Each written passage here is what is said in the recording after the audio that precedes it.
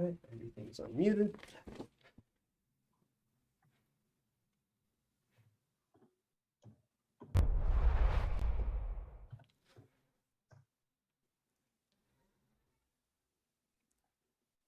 Hello and welcome to another episode of Nerbatri. We are back. It's been a little while since you have seen us.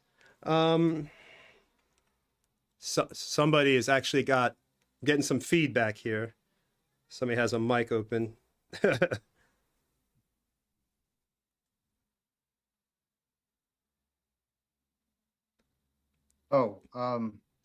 we want to make sure that you've turned off your audio as well in Roll20.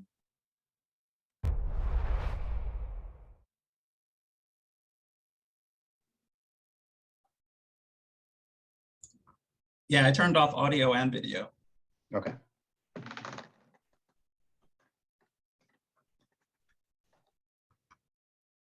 Well, I just heard an echo right there, so somebody's got it open. Yeah. I'm sorry, stream. Hold on a second. We're getting things adjusted here. Make sure it's nothing on my end.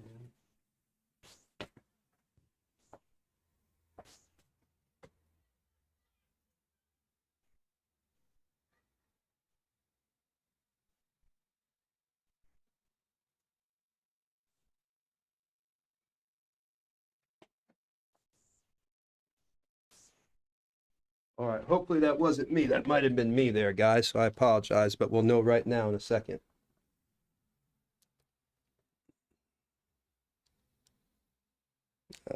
No, that was not me. Somebody has still got their sound open here.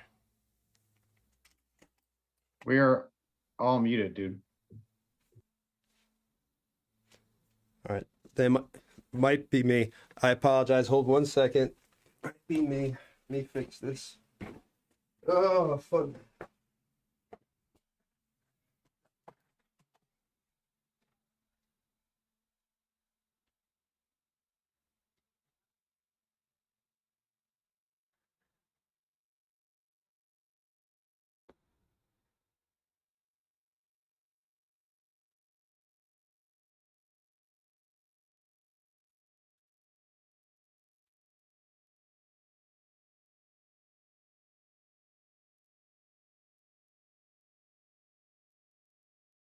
All right, let's see if that worked.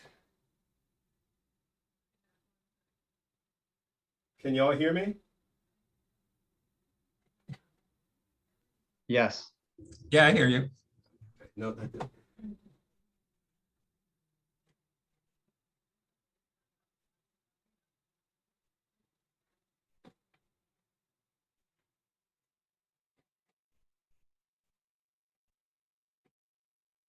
All right, hopefully that did it. I think we got it. Very sorry about that stream. All right, so as you can see, tech issues, having fun with the OBS. So we are back. Been about 2 weeks or a few weeks here. Hopefully everybody had a good Christmas holiday, good New Year, and had a great time. Enjoyed your holidays. We are about to get back into the evil team here, but before we do, I just want to mention a few quick things.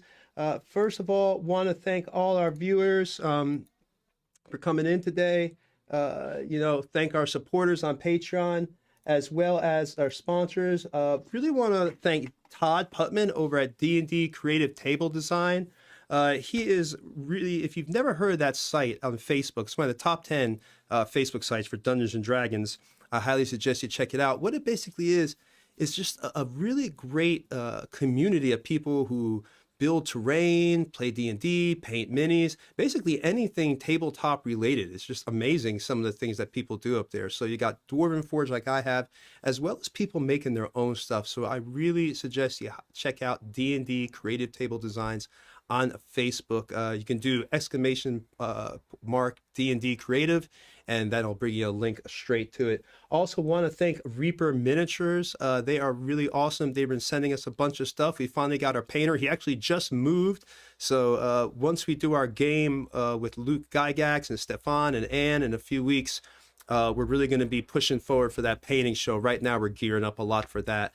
But yeah, we want to thank Reaper for sending us the Sophie's Revenge boat, which is amazing. We're painting it and getting it ready for that show, as well as a bunch of other minis and some gift certificates and things that we're going to be using on the show. I'm going to let my business developer, because he knows all the giveaway stuff, and I'll let him get into that so I don't mess up anything.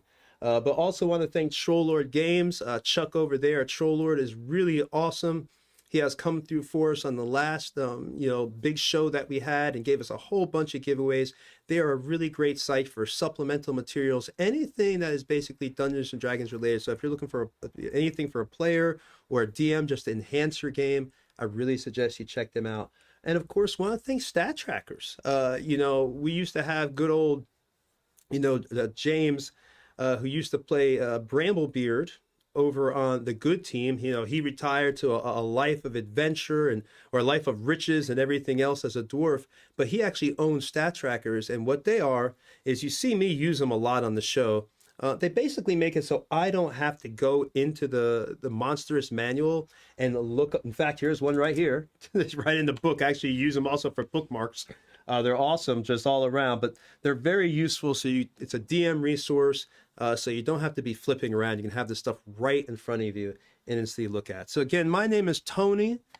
Welcome to the show.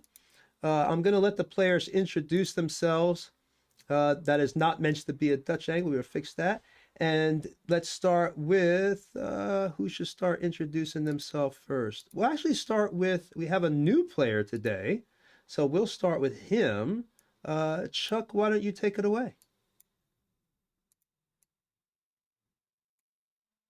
Is Chuck there? It works better when I unmute. So my name's Chuck Pittman. I'm living just outside of Atlanta. At the present, I'm semi-retired. I guess I'm older than everybody, so there's that going for me.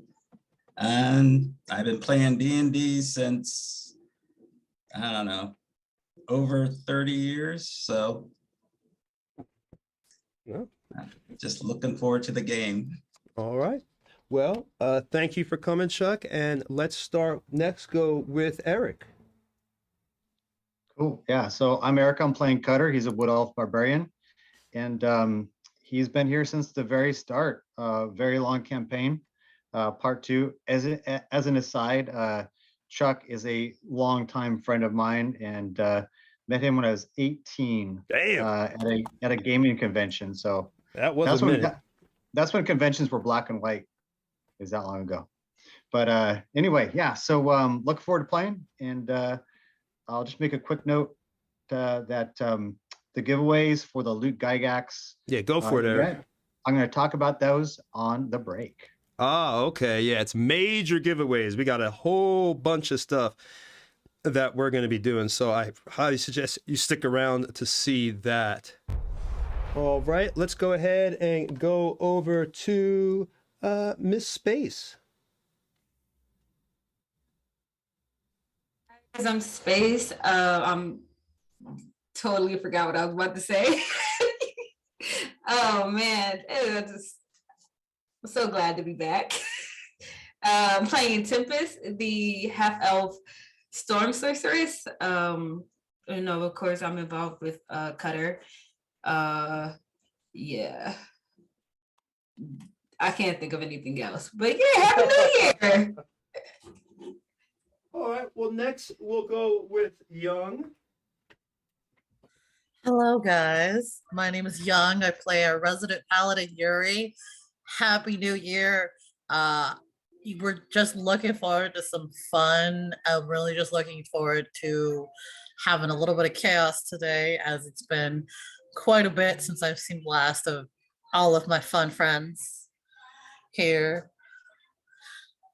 I'm just looking forward to having some fun, really. Are you ready to smite? Are you ready to smite things? I'm ready to smite things. I need a long rest to get more of my smites back, to be honest. Her paladin really likes to smite. She's the mighty smiter. All I don't right, use my smites very often. Last we left off, just to give a quick recap, the party had encountered the cart driver that was coming up, and he had come from the ruins where he had the body of an injured NPC. It looked like a young man who had been shot full of arrows, and he had described these ruins to the players having these beautiful statues outside, and how all of them were in positions like aiming with their weapons or in the middle of casting a spell. Truly beautiful. But many of them, or none of them, had pedestals, which was very interesting. They were just literally just there. So it was really a beautiful thing. But he had found this guy injured. But the party decided they wanted to hold off on going to the ruins, and they are heading to Tilverton right now. So they are right outside the gates of Tilverton. And they are going to be going in there in, I assume, just a moment, trying to figure out how to get in, whether they sneak in, walk in the front door. We're about to find out. But where we're starting right now is they basically were in the woods, the main area, where right outside Tilverton, the town of Tilverton, in the nation of Coromir, because we are in the setting of the Forgotten Realms. That's our campaign setting. So they are right outside there, and I'm going to let them take it away. I assume they're going to camp because they had been attacked by harpies. They had that big harpy battle where the man was taken away, and they had that massive fight. And now I guess, I don't know if they're about to rest. I just there's a little fire there for them. And we'll let them go ahead and RP it up and do what they want.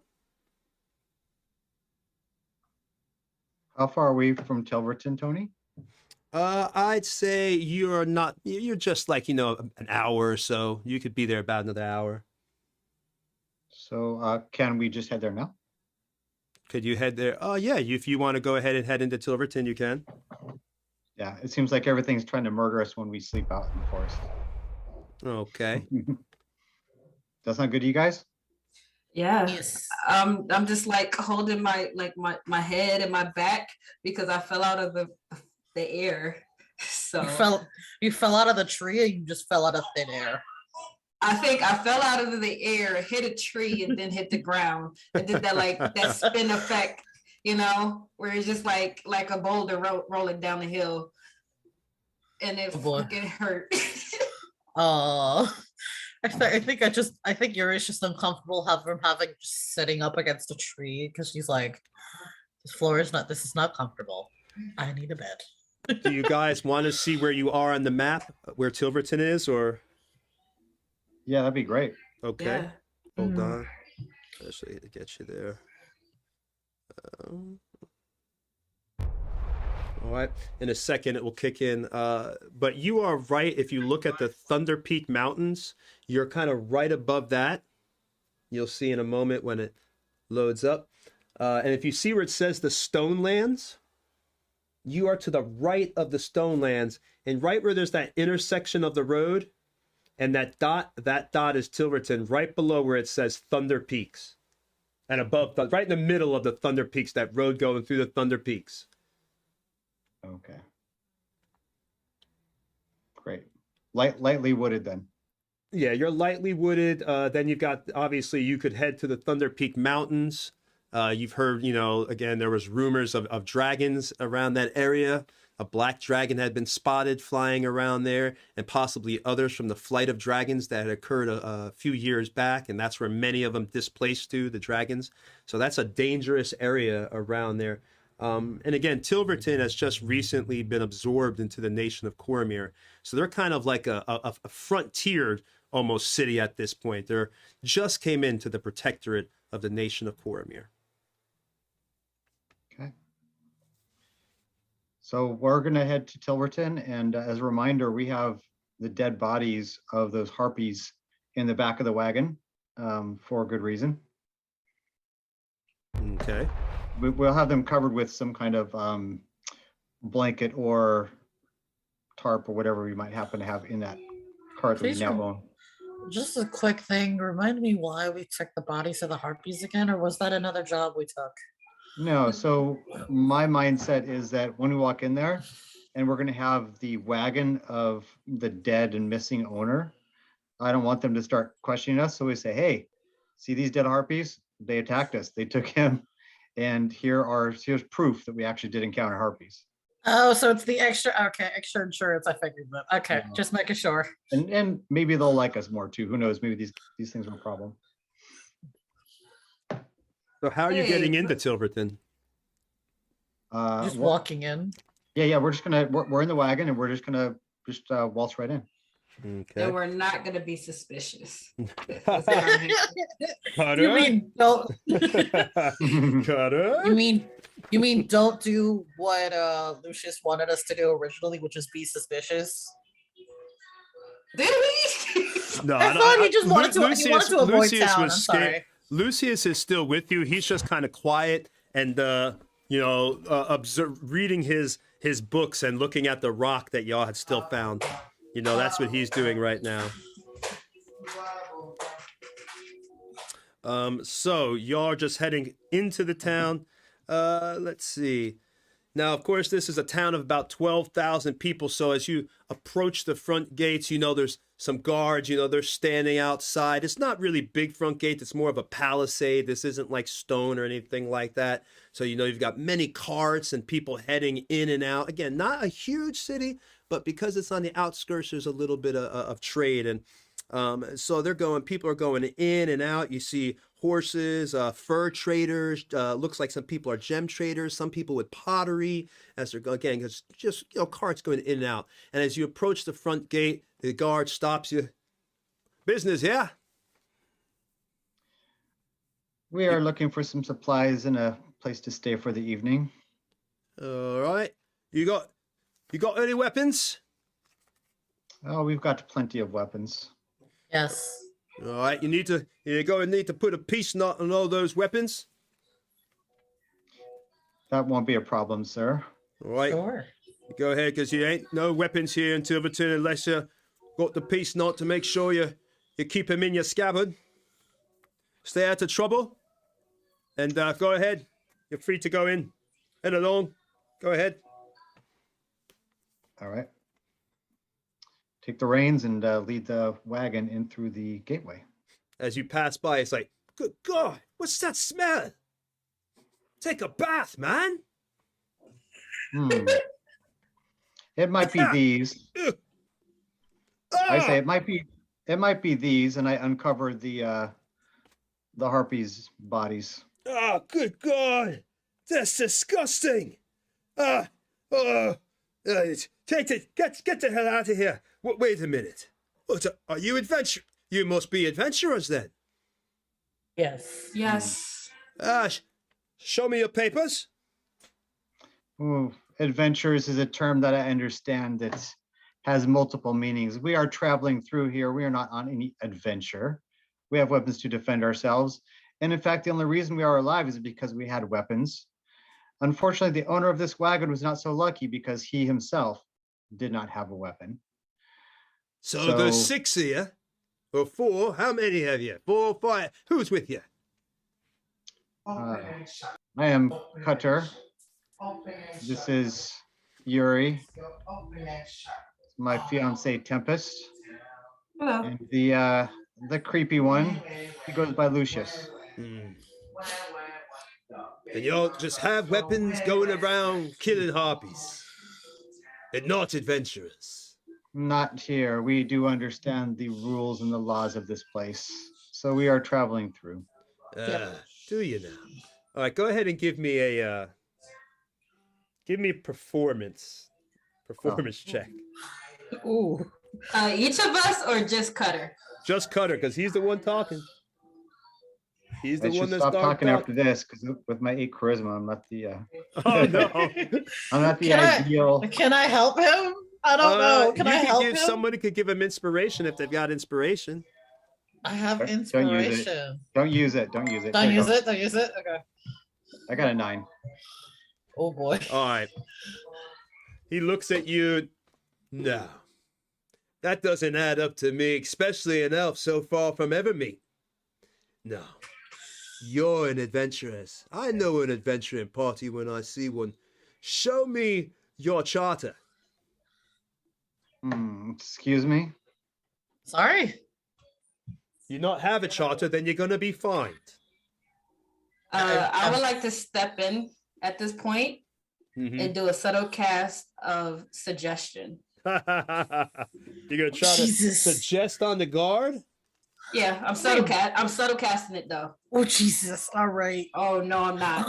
No, I'm not gonna do Jesus. it. I'm not gonna do I'm it. like because literally I- looking at you Oh, like, yes, why? Yes, I can. So I have to I'm gonna have to spend I'm gonna have to get rid of one of my first level spell slots All right. to get some sorcery points back, and then I will subtle cast suggestion. Can I use my persuasion while she's doing this? I don't know. So that's 1. Well, Can I I use- assume she's casting it right as she heard the word. So let's see what happens with her cast first, because she's trying to cast suggestion on this guard. He was just gonna fine you, but y'all are ready to up the ante. So let's go. I look to him and I say, "You should listen to my fiance. We are not adventurers. We are just traveling, and you should let us through." Okay. And that's a DC 17. Oh, Jesus. Wisdom, right? No, I believe charisma. Hold on Charisma? 1 second. Give me 1 second. 1 second. Guards don't have very high. I thought it was charisma, last I checked. wisdom or something. Pretty sure it's wisdom. It might be, yeah. If it's Yes, suggest- you're right. Wisdom. It's a wisdom save. So All DC right. 17. Yeah, he got an He 8. failed. All right. So that's a fail. He kind of, I guess your Jedi suggestion seems to go over the knight. You're lucky that apparently these knights aren't, they're pretty standard, just standing outside. So luckily your suggestion goes off, and he just looks at you and says, I've been standing out here alone. Maybe I've grown too suspicious in my old age. My wife always tells me I need to be more trusting. For some reason, y'all's lot, you look like good, friendly type people. I don't think you'd all do anything wrong. He looks at Cutter, especially the elf, and you seem like a good soul. He is. Y'all He go really on in. is. It's all right. But next time, you better have your charter and put those peace notes on. Okay. Yes, You sir. get me We fired. will. Don't get me getting me fired here. No right. problem. Now Okay. get along. You're holding up the line. What shall we do with these harpies? We brought them as a bit of a gift for you because they're so close. I can only imagine that these have How been the- terrorizing your travelers and your How the merchants. fuck should I know what I'm gonna do with some harpies? I'm a cow god. Take your crap and get out of here. I don't want no damn harpies. And you hear people in the line, come on now. We got business. Business. Take your things and go. I'll move on. All Let's right. go. Well, that was close. Oh man. They're all looking for a fight, but they're Yeah, cowards. They're cowards. They stand behind their barracks full of dozens of guards and cavalry. One on one, I would strangle them and throw them in a ditch. See, honey, you can't say things like that in town. I mean, I agree with you. They are cowards, and I'm pretty sure they would not last in a fight against us. But you know, people with shallow egos, let's say, don't like to be told that they, you know, they're weak. So Might maybe I suggest let's refrain from that. might I suggest not having this particular conversation in town while we are in public? As Yes. there are plenty of people who could overhear and misuse this information. She has a point.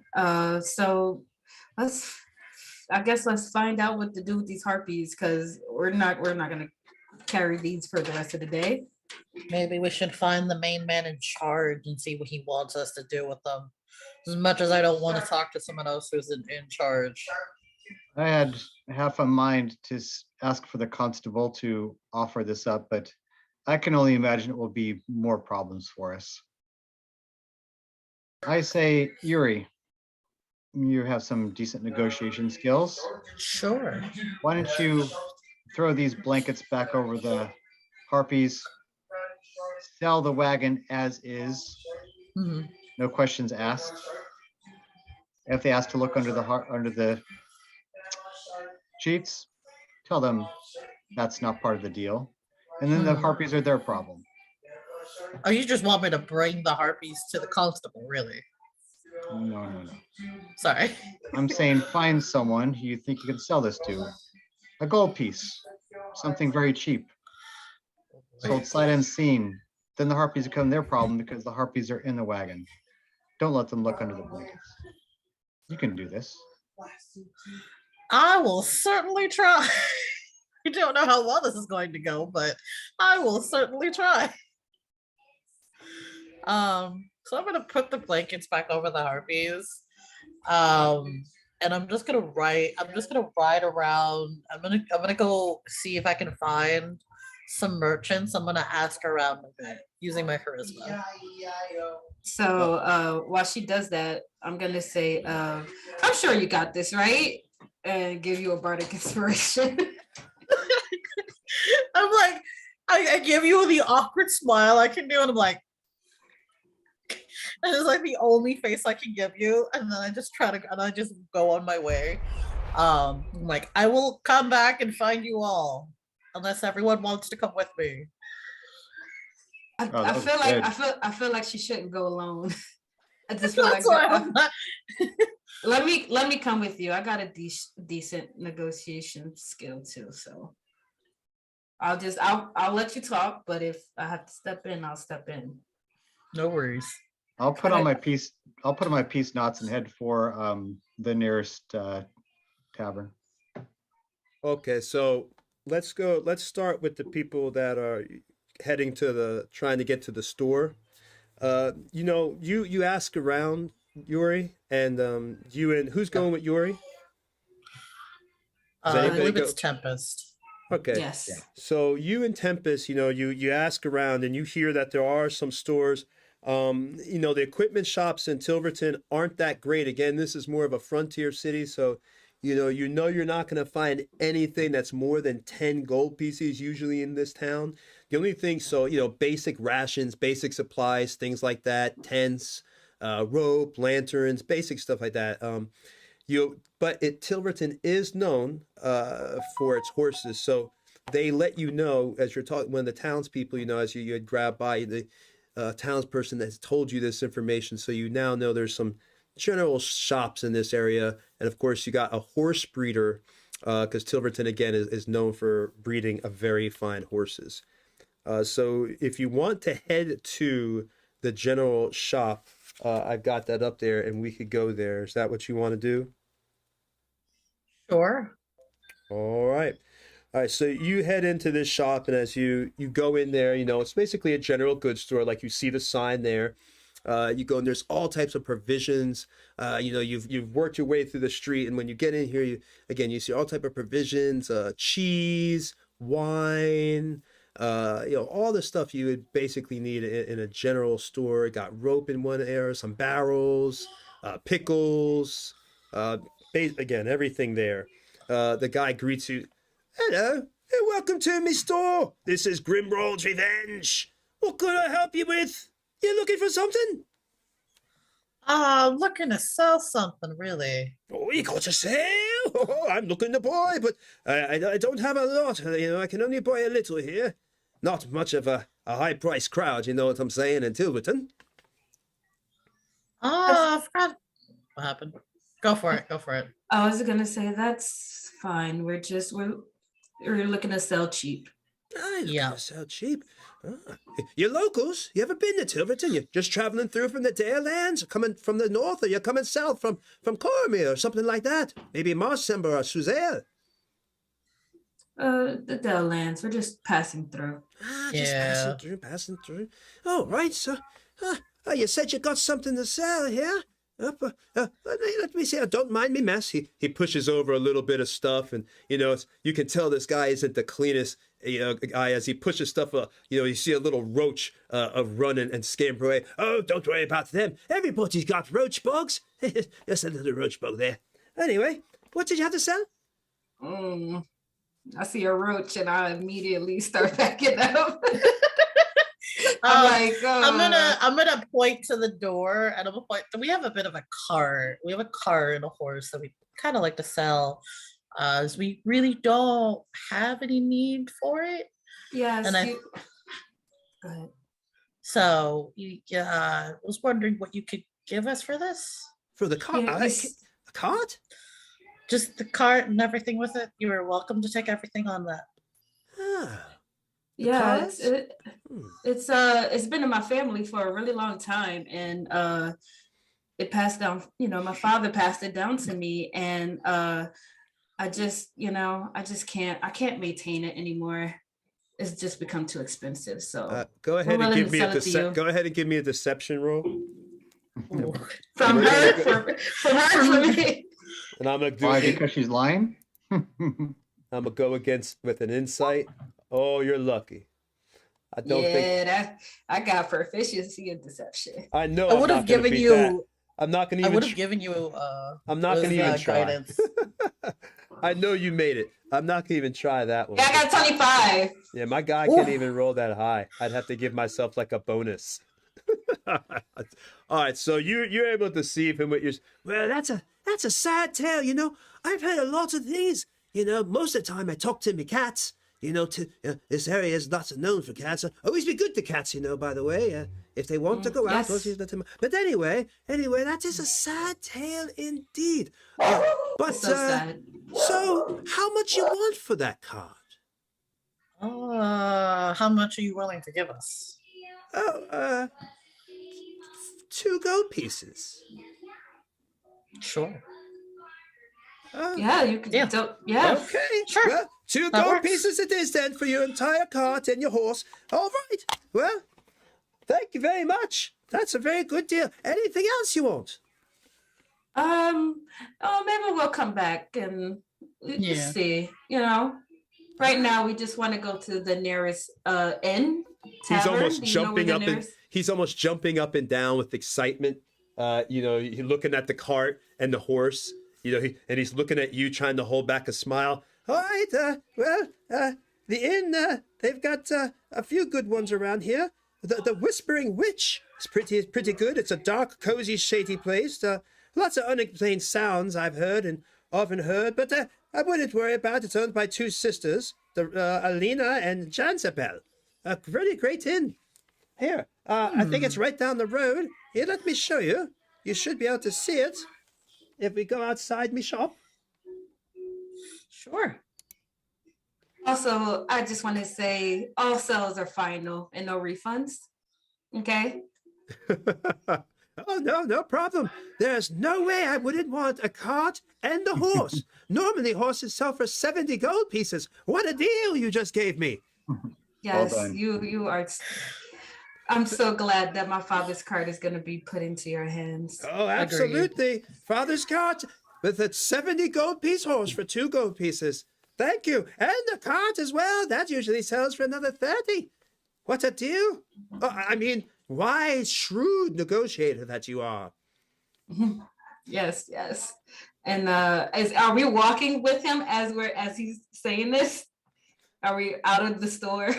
I'm pretty he's sure look- we're just and walking to He the shows you door. down to the left, and you see the sign. You see it right here on the show with the little moon and the little. It's right up the road a little. That's the inn. It's a red. Right next door is the inn. Huh. Well, Okay. thank you so much. And I hope that card gives you so much use. Oh yes, thank you very much. He pulls off the sheet. Oh, what's in the back? You got some vegetables. Well, bye-bye. No. Bye. Wow, Bye. I ran away. God. I ran away. Ah! I basically ran away. At that moment, he starts looking. He's like, "Oh my god!" And the horse starts neighing up. Chaos begins to ensue, and the harpy bodies fall out the back of the cart. People start kind of screaming, and as you guys make your exit, leaving the comic scene. So you're on your way to the inn. So let's switch back to the other people now. Cutter. Or right now it's just Cutter because we're waiting to get our new player in here. But yeah, Cutter, what are you doing? I will walk in and kind of survey the tavern. Any place that looks a little more isolated than the rest, I'll make my way over there, assuming it looks like a place where a waitress will come to you. Otherwise, I will walk up to the bar. Okay, hold on. So you go up to the bar. And you are greeted by this gentleman. And he introduces himself. Hello, my name's Galen. Welcome to the Whispering Witch. Elena and John Jabel are out right now. God knows, I think they're adventuring somewhere, but how can I help you? What can I do for you? Elven wine, do you have some? I think I do got some elven wine. Hold on. Let's see here. That's going to be. Hold on. Let's charge it there. Yep, I got some elven wine. He pours you a glass, and you start. I guess that you start drinking it. That's going to be you're looking at a 4 copper pieces for that one, if you don't mind. Oh wait, my mistake. 2 silver pieces. Then he smiles. You got the quality wine, the elven one. Well, if it's elven, I'm sure it's better than the rest. Oh, Do you have yes, food of here? course. We've got plenty of food. What are you looking for? Got some bread? Got some cheese? We ain't got any meat right now. No one's gone hunting. So not a ton of stuff, but again, the bread is good. The cheese is good. Got some beans. Three plates of cheese and wine, and if you have some fruits, add that as well. No, I'll be over here. No And fruits I'll walk right my now. way. Very well.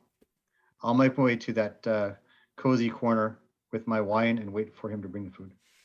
All right. So, you're inside the inn and, you're looking around and you basically, what you see is, there's a hustle and a bustle. There's a bard playing the music. Then it's going off. And it's just a general inn right now. There's really nothing too much going on in here. What did you want to do? I'm just going to wait for my home slices to enter the tavern as well. Okay, so, he brings over the drink. Here you go, Mr. Elf. You must be a young one to be so far from Evermeet. Most of the elves have left the lands of Faerun, heading over to the Isles there, You must be one of the last few. Nice to still And see what- some of you. And why are they headed to this place? Oh, there's a great meat out there. Ever since the humans came here, what was it? All those years ago, we've slowly been encroaching on their territory. We had promised us all those years ago not to take over the Cormanthian woods, but after a time, there was nothing we really could do, could we? It's our nature to spread. That's what our race does. And the elves, being the peaceful sort rather than, fight us, they've decided to just move on. Who knows what they do out their isles? I like to think they live their lives and the rest of them in peace forever. Anyway, I guess that's just an old man's wistfulness. Here's your food, and, let me know if you need anything else. Here's your money. I'll slide him a gold piece. Thank you. Thank you, Mr. keep Elf. the- What's that for? Keep the wine coming. Absolutely. And it's real. I thought it might not. And And he depending on how long it takes them to arrive, I might imbibe a bit too much. So you let me know. oh God. Oh no. Remember, you're in town, Cutter. It's All role right. playing, baby. I know. All right. So, you do that, and now you're heading over to. We'll go back to now. Lucius is also there with you, by the way. He's in the corner, studying his books, and he actually leaves. You see him leave out the door. He lets you know he's going to go explore town. So Lucius has left for a little while to go explore and see what he can find out about some spells and everything else. Yuri and Tempest, you guys are back at the inn. Are you heading over to where Cutter is now? Is that where you're planning to go? Because he's at the tavern, not the inn. I mean, we can go to the tavern. I don't really think it's a big deal. Yeah, I'm starving. Same. All right. So you're heading to the tavern? Yes. All right. Let me see. So you are heading in there as well. Let me put you all in there. That's how she. I still can't believe we were able to do that. I know. Oh my gosh. Did you hear? I sounded so genuinely distraught about my fucking hate my father. My Oh mind. gosh. I'm staring at you, and I'm like, she's not gonna just be able to deceive this man. He's not that. He's that gullible. Why? I'm very deceptive. I just, I normally don't talk a lot, but I can be very deceptive about what it be.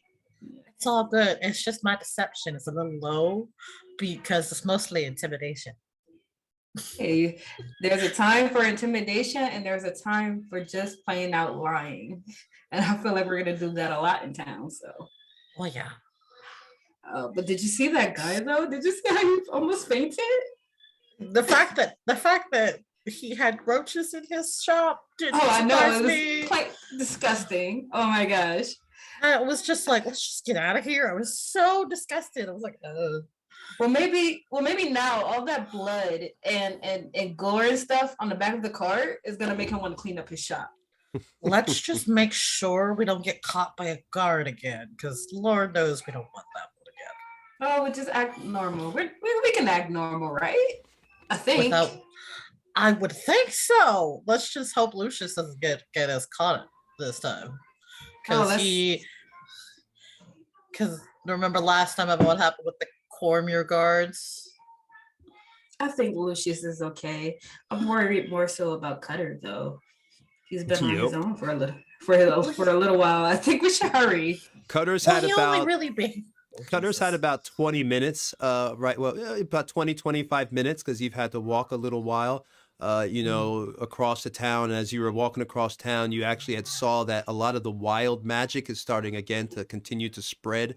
It seems like you've heard rumors about a girl down in Arabelle who had woken up. And of course, there's a whole bunch of stuff going on in town, but wild magic, again, seems to be affecting the areas more and more, spreading out from that town. And then there was also rumors, of course, you had heard about a woman or a strange, looked like a woman on a cauldron flying across the sky. over in the Spider Haunt Woods, but no one seems to believe that. So there's all sorts of stuff going on as you're walking. You hear all these rumors like, oh, you hear about the flying lady of the Spider Haunt? Oh, then there's the slave traders. Oh, good, out there near Massabel, out there, the Xantarum. Oh, all sorts of rumors as you're walking through town. And again, you know, it's kind of a cold day. It's about 20 some degrees, so it's particularly chilly, kind of overcast, but it is clear. So as you approach the tavern and you get in there again, about 20 some minutes has passed, about 25, and you see Cutter. There's a bard singing, toss a coin to you, which are a valley of plenty, a valley of plenty. Toss a coin to you, which are a friend to humanity. All right, so then you see Cutter, and I'll let y'all take it away. Oh, so we're in the tavern now. Is Cutter like wasted? He approaches you. You see him right there. He is, I would say it's up to him if he's wasted. How many do you think you've had in 25 minutes? It's up to him. He's extremely uncomfortable in kind of civilized areas, especially if it's mostly non-elves. And so he's been imbibing pretty aggressively. Oh, So boy. he's probably kind of feeling it. Can I roll an insight check? I mean, I guess I would know Cutter at this point, right? Yeah, you'll see the one or two empty bottles of wine. Yeah. Roll a Constitution check to see how drunk you are. If you fail your con check, you know how that's going to go. I do. Roll it up. Can I? Right, I was gonna say, can I insight him? But I don't know how well this is gonna go. You can what? Got a Can 12. I insight him What? Cutter? just to see how drunk he is, just for the fun of it? Sure. Go ahead. See if he wants to try to hide it. He's, But he's not trying to hide anything. I got a 12. from Yeah, my That's a con. nine. you pass your con check. You're able to hold your liquor for now. You just got a good buzz. You're not throwing up yet. As they approach, I say, I can't drink enough wine to unhear this horrible bard in the corner. Oh man, that was messed up.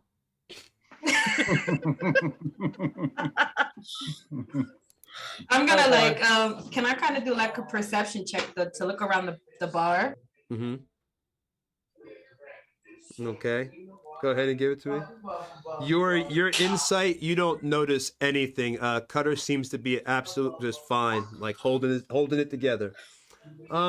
As you look around in the inn, again, you see that this place is it's very cozy, shady. There's unexplained sounds. It seems going off. But nothing that's suspicious. Just people talking and knocking and walking around. You'd heard that it was kept by the two sisters, and again you see that there is a gentleman over in the corner, and he's you put him back up there so you see the innkeeper, and he is just over there waving to you. Oh yeah, you need another drink over with your elven friend there? You need some wine as well? No, we need some food and can you ask the bard to play something different because he sounds horrible. Oh man, what the hell you want from me, man? I mean, what do you feel? I have a jukebox? A little bit of inside joke on the DM there. Sorry. All right. All right. We'll change the song in just a moment. All right, let me. I'll get you your food. What do you want there? What you hungry for? Menu. What do you have on the menu? We got a little bread. We got some cheese.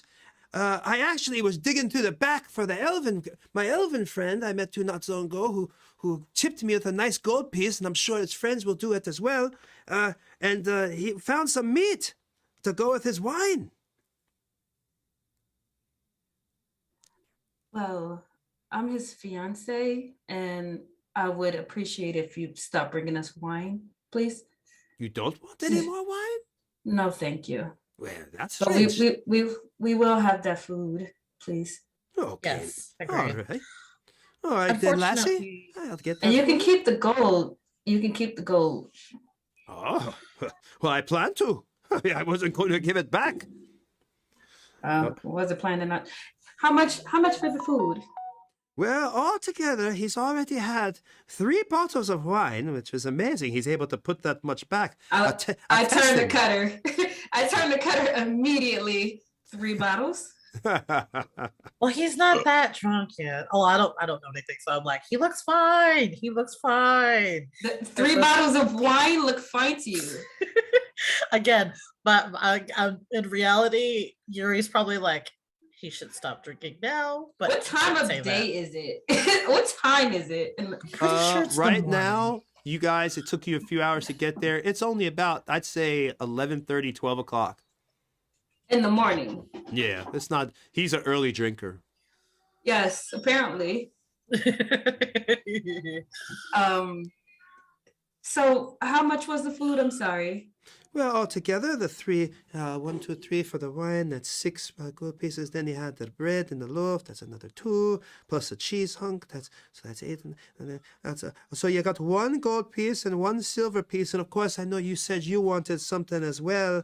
I was gonna bring you some meat. I know a nice lassie like you needs to go ahead and watch her figure. So I'll go ahead and bring you a leanest meat for you. He's kind of an asshole when he just said that, so. Did he just? Wow. So And that's how I'm gonna lean into him, right? I'm gonna, what's you wrong? know what? No, I'm not gonna do it. I'm not gonna do it. and that's why the town burnt to the ground. Exactly.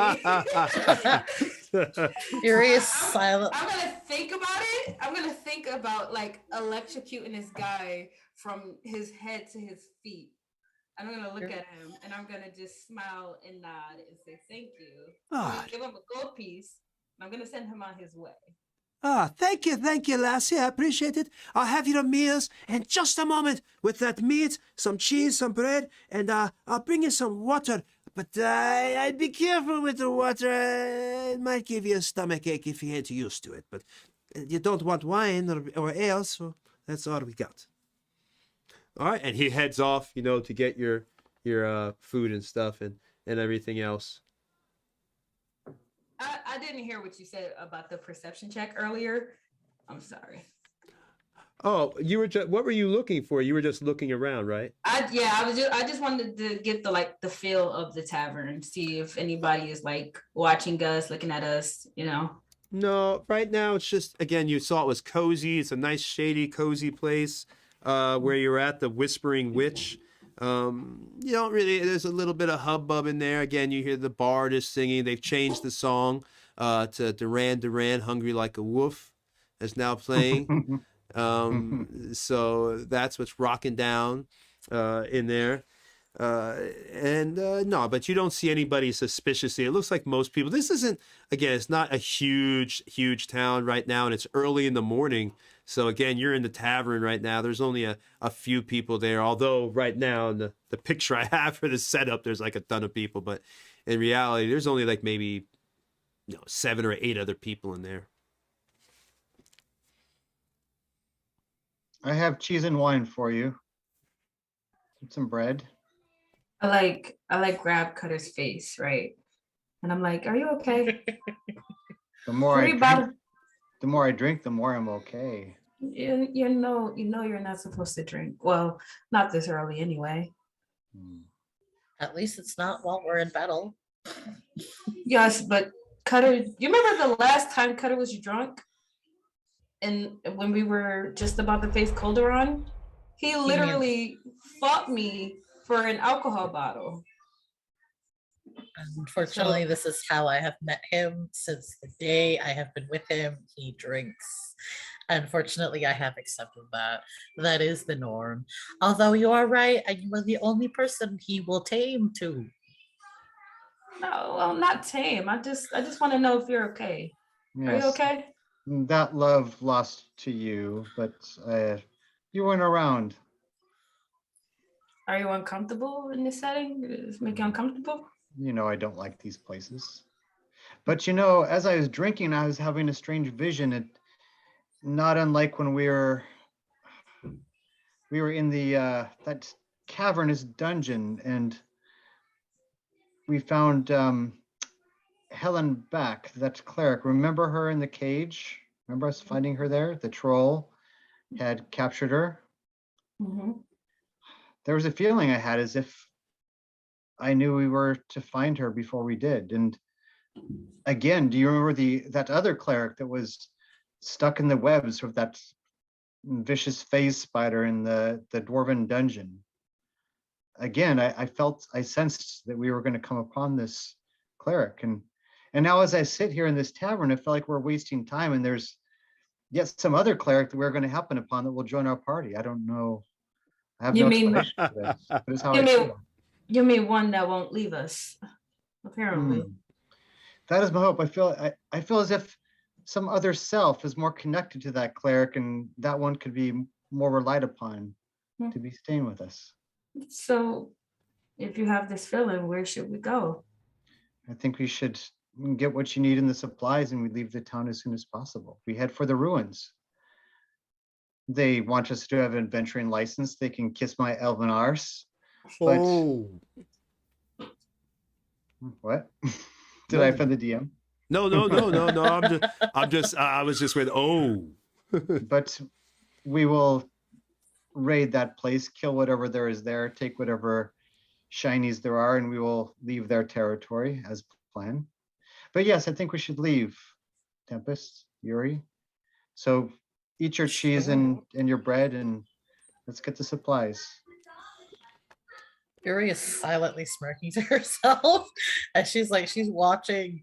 She watched kind of the beginning part of that scene kind of unfold in front of Tempest and Cutter, as she's just silently smirking in the beginning, because it's like a lovers, just like like two lovers just having a conversation. So she's just silently smirking, but she does agree with you. It's like, yes, I looked at Nice. I'm sorry. Go ahead. you're good. Go, you're good. I was just gonna say, as we're eating, I'm just looking to Cutter, and I'm just gonna say, do you think I'm fat? You're the finest elf I've ever laid my eyes on, and it's not because of this wine, I promise you that. Oh man, did you hear what that guy said to me? Yes. Oh, I just, Who said I what? don't. Would you like me to intimidate him? I think we should go. I have way too much fun doing that. I think it's time for us to go. Let's just we have to go back to the, oh man, can we even go back to the store? I would. I was Did you just sell the thinking cart? that. We sold the cart for 2 gold. The merchant nearly passed out when he found out that harpies were in the back, but we were long gone, but he knows our faces. Yeah. Then if that's the only general store, then I think all we did was come in, drink some wine, eat some cheese, and sell a cart for a very good deal for them. Very good deal. Yeah. I think if anything, we have to give you the gold. You go in, you buy it, and then we just leave. Ah, perfect. All right, So, I'll stand up and I will ask where that general store is. Well, yeah, so we're leaving at this point. Yeah. Well, but if you want me to come alone, then you should probably stay here. Finish your cheese. I don't think that's a good idea. Probably sure about that. This guy, his condescendingness Mm. is gonna rub me the wrong way. You've mentioned this twice now. Do you expect me to ignore that? Let's not have Cutter react here as much as I would love to do something about his attitude. I'm pretty sure Cutter's reaction won't be as tame as mine would be. Yes, I guess we should just leave. We can stand far away from the store. What about you, Yuri? Should we just go? Because I don't think anything good is gonna come out of this situation. go ahead and Sure. roll me a 1d6, one of you, please. and let me know if you. Yep, and let's see if you get a 1. Oh God. 2. It wasn't 1, it was 2. There was a 2. It was a 2. Okay. All right. Well, continue. I'm Okay, thinking that one was was- probably. I was waiting. I was honestly waiting for the 1 to be some kind of weird anticlimactic, like, "Hey!" I'm like waiting for that to happen. Nope, you didn't roll a 1, so continue. Thank God. And off we go. Yeah, we're just leaving the tavern now. All right. But as we go, right? Oh, I'm gonna boy. I'm just gonna lean into one of the patrons' ear, hoping that they start a rumor, right? That the what's a good rumor? That they serve like bugs in the food or something. Oh, that's So, nice. yeah. So I'm gonna lean over and I'm gonna say, I wouldn't eat this food to whoever is closest to me. As we're leaving, I'm gonna say, I wouldn't eat that. I hear they serve bugs in the food. And just leave. And just leave after Gross, that. Just leave man. after that. So do I have to like roll something to get that to catch on? I'll tell you what. Give me. What would we roll to see if a rumor catches on? Give me a deception to see if they believe your lie. Ooh. And 15. all right, I'm gonna roll a d20. All right, the patron looks at you and she goes, "I've been coming here for like 7 years, and I've never had a problem. I think you're just disgruntled, aren't you? You're with that drunk elf over there. Oh, don't you're just here to cause trouble. I'm gonna tell the innkeeper that you're trying to lie and hurt his establishment. Oh, you should be ashamed of yourself. You Karen." In the meantime, I'm giving a medieval Yelp review by peeing on the side of the building.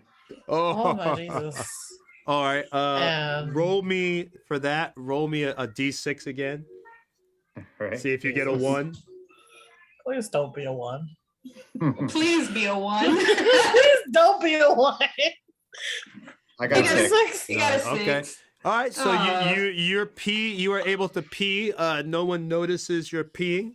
I mean, people notice, but they kind of just like, oh, can't believe. Oh, I can't believe You've what never they're seen seeing. it. You've never seen Wait, the wait, wait. glorious immortal. Oh, sorry. As dudes walk by and they see you doing it, one of them looks and he's like, "Damn, wish I had that." That's what she said. And with that, I'm gonna just try to just drag Tempest and Cutter away as best as I can. And I'm just gonna start to drag them away. All right. So y'all are walking out. Cutter is now relieved himself, so he is comfortably relieved, I assume. Well, and more importantly, I just wanted to leave a little passive aggressive response to the bartender since Tempest isn't too happy with him. Oh, But yeah, so go ahead. No, you go ahead. So I asked Tempest. So Tempest, give me your shopping list because I will be entering this store alone. Okay, and tents. You should probably we can hunt. We can hunt for food, so we should get tents. I believe everybody has bedrolls already. I think that's really it. I think tents and health potions if they have any. Yeah. Health potions will probably be a bit of a stretch, but I will try. And I could use some arrows. Yuri? Just about health potions, really. See what I can do. And I will head to the general store and make sure that I'm not anywhere near the ladies, because if this merchant understands we're together, then it's no go. I just got one question for you, though. I Did did you- not. No, that wasn't what I was going to ask. Did you wash your Oh. hands? He's a barbarian. Are you kidding me? I use a pee to wash my hands. Ew, gross, That's man. disgusting. Gross, man. Ew. That's your husband, Tempest. That's your man. Your man. You should have just let me be an ignorant bliss, okay? I would have been fine not knowing that. Now you know, right? All right, so you moved to the town. Neither one of you rolled any bad rolls, so you don't see any guard patrols or anything like that. You're luckily, I guess, they're just walking at a different place at that time, and both Cutter was peeing and both y'all were in the tavern. So again, no guard patrols are encountered, and you are able to make it to the general store. And outside the general store, there's like still a little bit of a commotion. There's a few people, looking at a spot on the ground. There seems to be some red feathers and a little bit of like scummy goo or whatever. You can tell it's organic, like blood and everything is there. It looks like it was just cleaned up just a few moments ago. And the people are just dispersing. You hear, "I've never seen that many dead harpies before. Oh yeah, that was amazing. Oh, Grimwald still got a good deal on that cotton horse though. Yeah, somebody sold it for 2 gold pieces he was talking about. And crazy, insane. Oh well." And they all just keep walking off. So you walk in and there's a guy stand behind there with brown hair, and he's got basically a merchant's kind of outfit on, little buttons and basic shirt and everything, red shirt. And he looks at you. "Hey, welcome to Grimwald's. Sorry for the mess outside. Some jokers sold me a cart full of harpies just a little while ago. You wouldn't believe it. Hell of a story, though. Got to be a great deal. What can I do for you?" That sounds like a moderately unbelievable story, but I'll go with it. I'm looking for some tents, merchant. Yeah, I got tents. I got those. We got. I only got small tents though. Only will use one person per tent. That's all you can fit in there. So what if it's, you know what? Buy me 4. I will take 4. And All right. this pathetic little town probably does not have any, but I'm looking for health potions. I obviously don't sell health potions. That's not what I do. You might get lucky and find them over at Galiad's, but even I doubt that. He's more into, just researching new spells and everything else. I don't think you'll find any potions around here. No. Very well. Wine. Do you have any? No, don't have any wine. Got rations, though. Probably need those more than you need wine if you're going out on the road, I would say. Since I'm here, yes. All 4 right. weeks of iron rations, as Okay. disgusting as those are, and 4 tents. And I will need 20 arrows and a new quiver. Okay, so that's so far. You're looking at, let's take care of the iron rations and the tent. Don't want to get confused here. So you wanted 4 tents and how many weeks of iron rations? 4 weeks for All one right. person. Oh, well, that's 20 and 20. So that'll be 40 gold pieces there. Let me help you with the math here. 4 people, 1 week each. 4 weeks of rations total. 4 people. Iron rations, 1 week is 5 gold pieces. Enough for 1 week. 5 gold pieces. Now you get standard rations, and that would be less. And that would only be 3 gold pieces for a week. Standard rations. We'll take the iron. All right, you got it. All right, so you've got 4 weeks of iron rations. There you go. That's 20 gold pieces. Oh, but you want, that's right. You have how many people? You said you want 4 each? So that's actually 20, 40, that's 80. And then the tents. So that's another 20. All right, so 100 gold pieces so far. Oh, you merchants. With your 4 people, 1 week each, 4 weeks of iron rations total. 4 tents, 20 arrows, 1 quiver. I will Oh, have- I got confused there. Stupid DM for a second. All right. So 20 it is 40. Okay. So 40 gold pieces for that. And then you said you wanted a quiver of arrows? I Okay, quiver of arrows there. Flight arrows or sheath arrows? I assume you want the sheath arrows. They do more damage for you. They pound it to your target. those would be the ones. All right. You're looking at 3 silver pieces. Very well. And I will sort through my pouch and give him the exact amount and put on the counter. All right. He counts out the 100 gold pieces and the 3 silver pieces. Are you interested in any harpy feathers by any chance? I've heard they sell quite well in other places if you find a magic user need one. Hmm. No, I just want to leave. Okay, no problem. And he counts out your money, gives you your stuff. All right then. Well, have a good day to you. And remember, always come back to Grimwald's for all your supplies.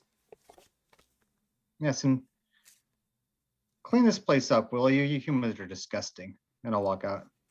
Hey!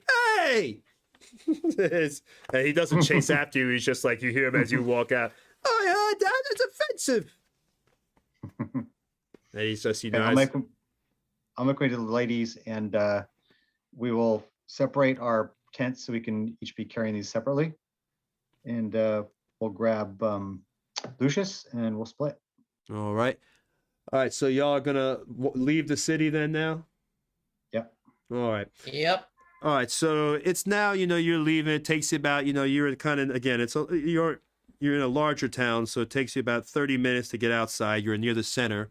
So it takes you a little while to walk out there. And as you approach the gates, go ahead and give me a roll, another 1d6 real quick. To see Wants to do it.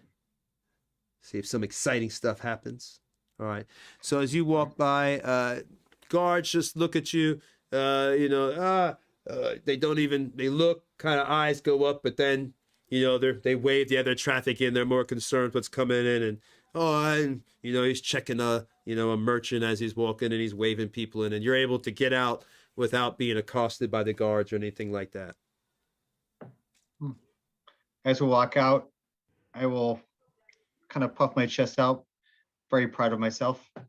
I didn't murder anyone. I'm so proud of you. You did really good. I almost murdered someone. Don't worry, I painted his tavern for him. What did you? What did you do? Oh boy. Never mind. Let's head to these ruins, shall we? Yeah. Well, we gotta rest first. I'm out of almost everything. Okay. So, Tony, we're going to go ahead and camp when it's the appropriate time of the day, and then we'll head towards the ruins. All right, you can go ahead and camp it up. And do you want me to put the map up or anything like that for y'all? No, I mean, I'm happy to fast track it unless something's going to happen. Yeah, I'm happy to fast track as well. All right, well, you can go ahead and just RP for a few seconds because I got to get, Sure. That went surprisingly better than I thought it did. Yes, those guards are always itching for a fight, aren't they? Oh, they're bored. What else are you gonna do all day? Oh yeah, terrorize the citizens. That makes it so much better. Then again, we're no better anyway. I really wanted to electrocute that guy. He called me fat. He called me fat. That's funny. The fool. I was silently. I was. It was not funny, as I felt a little offended, and but I had to hold. I felt offended for you, mostly because of the fact that he was just saying it to you. So I was either waiting for you to do something or cut it or overreact. Oh no, I showed so much self-restraint in that moment. I don't know. I think being with Cutter really has helped me learn self-restraint, honestly. Because he overreacts all the time. Well, I wouldn't call it overreaction. That was just plain disrespectful what the guy said. Well, I don't really think. Well, Cutter doesn't necessarily overreact. It's more like that's just how he shows how passionate he is.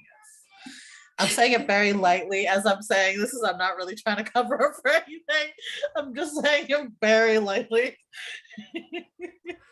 Oh, that's what I love about him. He takes action, he's not afraid to jump into danger, Fair. you know. Man, I really wanted to kill that guy though. I really did. I have a little monster joining me. I'm helping. I'm sorry. Oh man, Cutter, can you help me put my tin up? And I'm just like, I guess we go through the process of setting up our camp for the night. Yep. And Why do we have 4 tents anyway? Because it's for Lucius, remember? Oh yeah. Lucius No, it goes back to what I said, this strange premonition I had. I feel like there's someone at the end of this path. That as you're actually going down the path, you see a body. You're not very far from the ruins. We're talking maybe 20-25 minutes at this point from the ruins, and you see a body that's laying, we'll say, right in the woods. It's full of arrows and stuff, or has an arrow in it. Interesting. And is this bow shot distance from the ruins? You're not too far. You could run to the ruins at this point. You can see them. You're within running distance, but it's about, I'd say, a mile or 2 away at this point. But you could see the ruins. So this body looks like it came from the, again, it's got arrows in it and everything else, or an arrow in it, an arrow wound. Okay, I will have my shield up and I say, stay here. And I'm going to use my Mask of the Wild to stealth up to the body. Okay. And Chuck, just to let you know, so is Chuck there? Yeah, Yeah. I'm here. Okay, I just wanted to, yeah. Okay, stealth.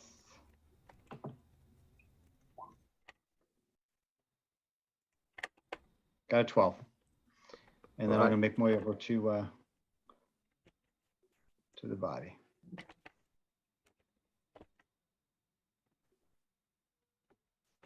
All right. Well, you make it over to the body, obviously stealthily. What do you want to do? It's give me a perception check. Okay. I'm good at those. 21. Oh yeah, you can notice that the body, you can detect that the chest is going up and down. So it looks as if this individual, it's a dwarf, has it's still holding a hammer in its hand, but it's a dwarf, and again you can tell that he's breathing. Okay. I'm gonna kneel low to the ground and look at him. Is he awake? I would say go ahead and give me. He's unconscious at this point. Give me an investigation. Okay. 7. All right. You really, you can't tell if how awake he is. He's just unconscious. That's all you can really get from it. All right. He looks more like a victim than a threat. So I'm gonna make my way up there and mostly watch the surrounding area because somebody shot him with his arrows. And I'll kneel down. Hey, and see if he opens his eyes. If not, I'll reach out with my one hand that's not holding the shield and try and shake him. Poke him with a stick. That doesn't make it any better. I'm sorry. Poke him with a stick. No. See, I'm just kidding. I'm just kidding about that. Rip the arrow out of his chest. Maybe that'll wake him up. Oh, wow, Yeah, that's more I'll brutal definitely than wake him up. mine. So I will call out to him in a low voice, and then if he doesn't answer, I will try and shake him. So we see we're back. We're how far away is Cutter at this point, Uh, Tony? from where you are, I'd say he's about 15 feet, not very far. Oh, so we can we kind of hear what's going on? Yeah, I mean, give me a perception roll and score above 13. If you score above Oh, no. 13, you can hear it. Oh, I got a 13 exactly. All right, so you can hear it, and you can see the dwarf's chest going up and down. Yuri, you want to see if you can do something about this? If not, I can try to cast a cure wounds or something. Sure. I'm gonna Wait, slow. is Cutter gonna poke him with a stick though? I don't know. I really don't want him to do that to someone that like that. I was honestly just kidding about that comment. I was Alright. honestly kidding about that one, but I'm happy to heal him if he so needs it. I have plenty of lay on hands. But yeah, I'll just follow you guys. So if he doesn't wake up, I shake him. And if he still doesn't wake up, I say, come now, you dwarves are too stubborn to die. I see you breathing. Wake up. He's secretly dead. I would say, Chuck, are you or Cree, are you going to wake up? Because Yeah, he's pretty tough. He wouldn't stay down long. all right, so Cree is up. Oi. What about Cree, the dwarf? The dwarf is up. Mm. I knew it. Would you like me to help you with this arrow, or is this a decoration? No, it's a lucky shot. Didn't even see the bastard. It wasn't you, was it? Hmm. He'll grab the arrow and just yank it out. Hmm. He pulls out he's wearing all black plate mail. He pulls out a black holy symbol with a skull on it. Hmm.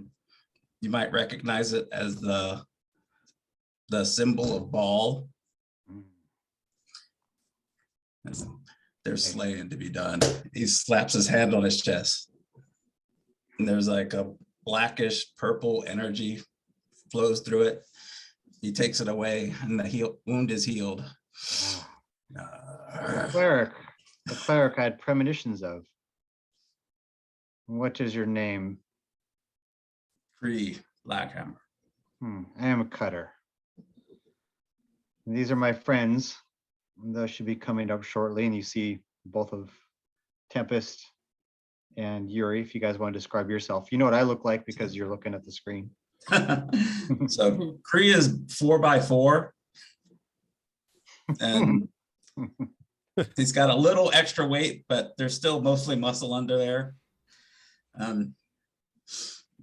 He shakes his head. No, his helmet's kind of screwed away, takes it off. His head's shaved, and actually his beard is trimmed. It's not long and like normally for dwarves.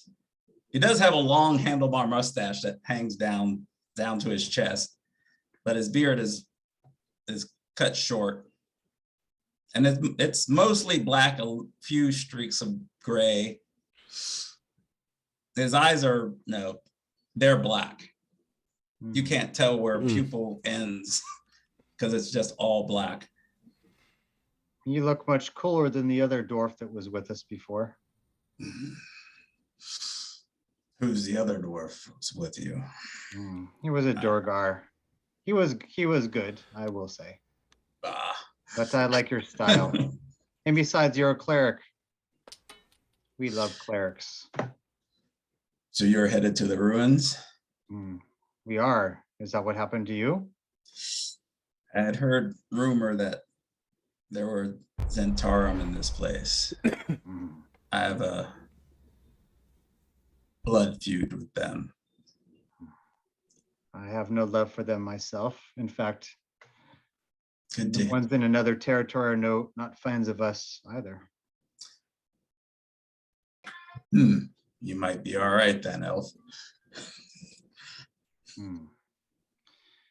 Yeah, so this is Tempest, Yuri. Yeah. Hello. Well, Hello. Matt. Standing in front of you, you see a 5'5" tall. What I look like a human because I don't have my particular feature out. I look like a regular human. 5'5" and have like a kind of like a dark aura around her. Darker hair. She very much just looks like a normal human right now. Okay. And I say, my name is Yuri. And Nice to- standing next to her, you see a half elven female, brown skin. She once had like golden brown eyes, which are now just like golden, like kind of like looking into the sun.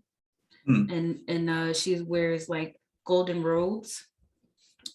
Tempest, you seem to have had a little predicament. Arrow in your chest. What was that? Somebody in that, I guess maybe a scout got a shot off. I didn't see him.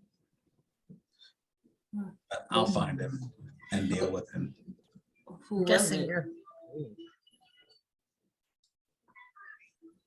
I thought I heard something about the Zentorum. I had heard rumor that there might be some in this area, so I saw the ruins and figured I'd check it out. On your own. You must have a. See anybody else I brought? Yeah, it was just me. Well, either you're incredibly brave or very, very stupid. The Zentorum like to gang up on people. We would know. If I had seen him, he'd be laying here. I'd have sacrificed him. I mean, if he chose to came here by himself, I think he knew what he was getting into at least. At least that's what I think. Well, this is a peculiar thing because these are ruins. I don't know why Zentrum would choose ruins unless they are also headed to this place. So we either have rival adventurers or there's an explanation as to why they're here. There's something special about these things that we don't know about. Well, the Zents are opportunists. If they thought there was something worth acquiring here, they'd come for it. I have a plan. I What do say you we think? go there, we kill everything, and we take all of the things we want. All right, I can get behind that. Give me everybody give me a history check. Let me know if anybody scores above 15.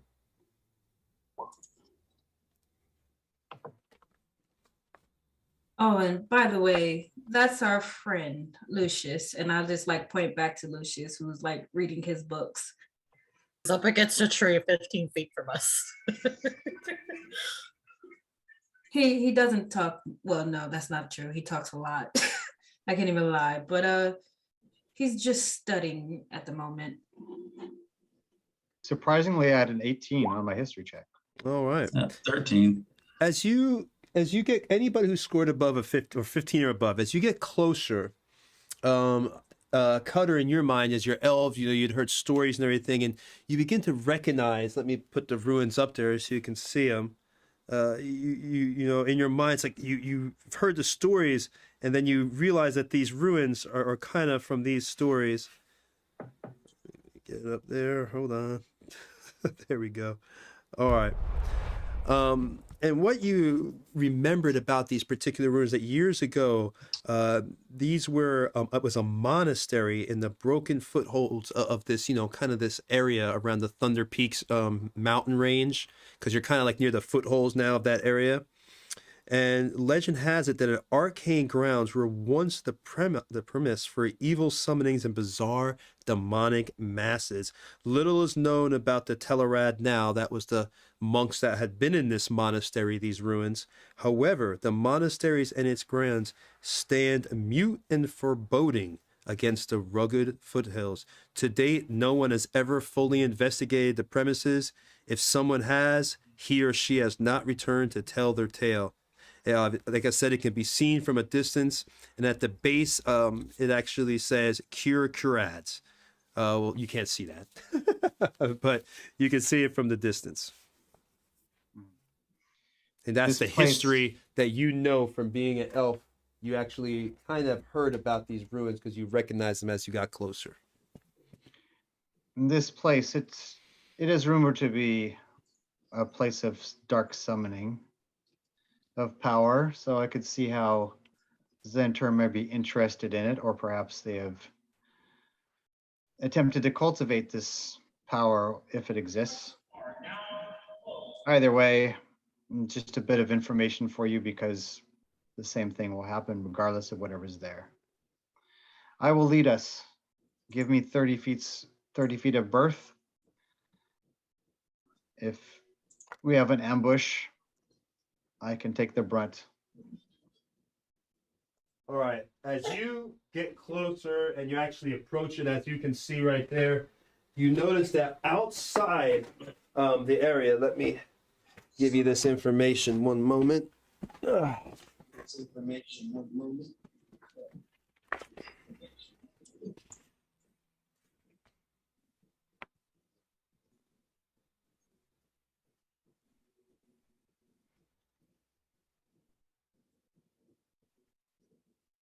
All right, as you approach the area, you see, as you know, that it's a bunch of a rocky area. The ruins themselves look very old. There's actually a tree going through the top. It's actually bursted through the top of the ruins. But surrounding these ruins, as you can see, there's all these statues. Like let me see if I can point them out. You see them easier. Like right here, all these beautifully done, perfect statues. Some elves, you got a halfling there. What's interesting is, again, none of these are on pedestals, but they're all in, the moment of attack. Like some have their bows drawn, others have their swords raised. Some are in the middle of casting a spell, like this one right here. If you could see, it was right in the middle of casting. So all these are outside these ruins, all these statues. And everybody roll a d4 since there's 4 people. Whoever gets the 1, let me know. Or closest, we'll keep going that way. Roll a d4. I got a 1. You got a 1. You're okay. Well, if you got a 1, Cutter, it's not going to surprise you, but out comes, it jumps at you. You know it's coming. So I guess we'll roll initiative for a poisonous snake. There's a snake trying to snap at you as you're walking through the woods here. So what's your initiative? It is, you have a high one. Yeah, So 26. it is not able to surprise you. You detect it right in your senses, pick it up. Did anybody? Oh, nobody else rolled a 1 anyway. All right, and I know that. So you go first to attack if you want this poisonous snake. It's trying to snap for you. It's a swarm of poisonous snakes, and it comes out. Let me put it on the table right from behind the rock behind you, and it's trying to snap at you. These snakes. Okay, so it's plural snakes. What do you say? It's plural snakes. It's not a snake, it's snakes. Oh yeah, poisonous swarm of poisonous snakes. Swarm of them. Okay, cool. Yes. All right. Because I was going to manage the 1 if it was one big snake. Okay, in that case, I don't know how swarms of snakes work. I assume it's like those bats. So just kind of like do chunks of damage against them, correct? Pretty much. Well, I can't tell you that. Go ahead. Okay. Wait a minute. All right. All right. So I'm going to yell out and rage, and I'm going to start swinging my longsword. Okay, so here we go. First, and I'm going to, I'll do reckless attack. So I get advantage. All right. Do it up. There we go. Oh, looks like I got myself a Crit. critical. All right. All right. It's not a ton, but I do 11 plus 2, so I do 13 points. It does have damage resistance to bludgeoning, piercing, and slashing. And of course, Okay. that's slashing damage. So it will take half of that. So 11, 13 is just like 7. So it takes 7. Okay, and then second one, 15, Oh, that still hits. Yep. and I do 14 points of damage. All right. So 7. So basically 7 and 7. Yeah. So a total of 14 in all. Yep. All right. So you want to describe your hit? I mean, it's not dead or anything, but. Yeah, so he yells out, happy to be able to start to kill something after being in that crappy town with all those people he wanted to murder. And he starts swinging at them as they rear their heads or jump at them, trying to kind of cut them in half as they come at him, or he leans forward and swings low and tries to chop off as many heads as possible at a time.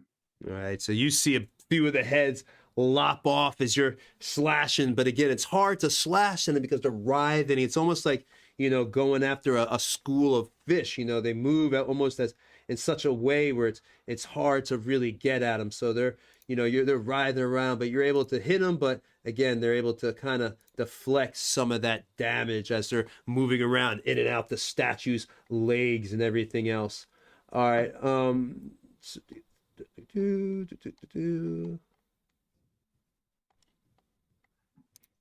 And now the swarm is going to go after you because everybody else is back there. Everybody, you're 30 feet away. You can see Cutter moving around and these snakes going after him. Does anybody want to join the fray, or what is everybody else going to do? I'm gonna join. Yeah, I'm gonna run up. I'll run up, get beside him. I immediately cast mage armor on myself and I run up. Well, actually, I'll stay back so that I have room to cast spells. All right. I'm just going for it, and I'm just gonna run up right near Cutter, and I'm just gonna try to attack All right. the snakes. All right. So this first round was just Cutter and everything, and the snake. So the snake's going to go after this Cutter, and this next round, when it starts again, then y'all are in. All right. So here we go. You have advantage because I did reckless attack. Thank you. You sound like you're getting a cold, buddy. You all right? No, okay. No, I just have a nasally white voice. Oh, that's messed up, man. All right, 24. Wow. Okay, so I definitely hit. Go ahead and roll a Constitution, but I know you'll pass. I mean, you're raged. Yeah, so I get advantage on my con saving throw. Is it? I thought it was strength. Is it con too? Okay. No, so strength is advantage for strength rolls, but not saving throws, and then the con is the con save bonus that I get. Yeah, it makes sense that it would be con. Yeah. 'Cause Yeah, so I got a 15, so I beat that. Yep. And so I guess I take half of. Oh, I guess you have to roll your poison damage, right? Yep. So let me roll that. 4d6. So let's just do that. So pretty good. 9. Oh, and actually, no, I take full. This is poison, so I just take it all. Oh no, right. I made my saving throw, so I do take half. Yeah, All right. 9 plus 5 fine, yeah. piercing, so 14 damage. Yeah, it's 9 plus 2 because I. Oh yeah. You're right. Half. Damage. Yeah, half. Yep. Okay. All right, cool. so 11. All right, so the snakes come out, and they bite you, but and they slam right into your leg. These swarms, and it's not even right on the outside of your leg; it's on your inner thigh. Luckily, not much higher. It would have been a bad day for you, but right on your inner thigh, and you grab it and you pull it and you rip this thing off. But the poison, it's already injected. But luckily, you're raging. You're able to just you flex your muscles. The veins come out. And it's almost like you push the poison back out your wound. You're just that badass, and your muscles are that solid. They just there's nowhere for the poison to go. They just spits out the back, and you're able to resist it, but a little bit got in, so you take 11 points of damage. You're able to shirk it off, And now it is your turn again. Wait, who goes first? Hold on. I think you have the highest. Yep, you still do. You're 26. So it's Cutter's turn first. All right. I'm going to do the same exact thing. So reckless attack. Come on. Roll 20. There you go. 14 points. That becomes 7. I got it. 25 to hit. And then my second one is 19 to hit. So it's another 14. So it's 7 and 7. All right, Another 14 total. All Yep. right. I'm just swinging. Just, probably cutting into the dirt and kicking, lashing out at them, everything. Don't you want to grab? Don't you at one point grab one and literally squeeze it till its head pops? That's what I wanted to do earlier when I thought there was one. I was gonna wrestle that guy. But yeah. All right. So if there's only a few snakes left, they're still writhing around. It is now Tempest's turn. And you are right here, Tempest. Where? I'm sorry. Okay, I'm far enough away. I'm gonna do a chromatic orb, Okay. and it's gonna be acid. How is it? Just this one, I guess, bunch of snakes on Cutter. Yeah, it's like, it's a swarm. But when you attack, it counts as one attack as the whole. So your chromatic orb is fine. It's not like you're going to. So yeah. Yeah, I'm just gonna cast this at level 1. Go for it. Oh man, I wish I had advantage. Oh man, that would have been awesome. 29 points though. Yeah, I'm pretty sure that hits 29. Oh no, 19. 19 still hits. Yeah. 19. Yeah. That's acid damage. It's down. Go ahead and describe how you kill it. Yeah. So I see Cutter like, and I'm just like, that's not gonna work for me. And I just like hold my hand out, and I like kind of pull the color from the snakes, and I like come back, and I like fling it forward. So I'm not trying to hit Cutter. So I'm gonna like aim it at the body of the snake and not the head. All right.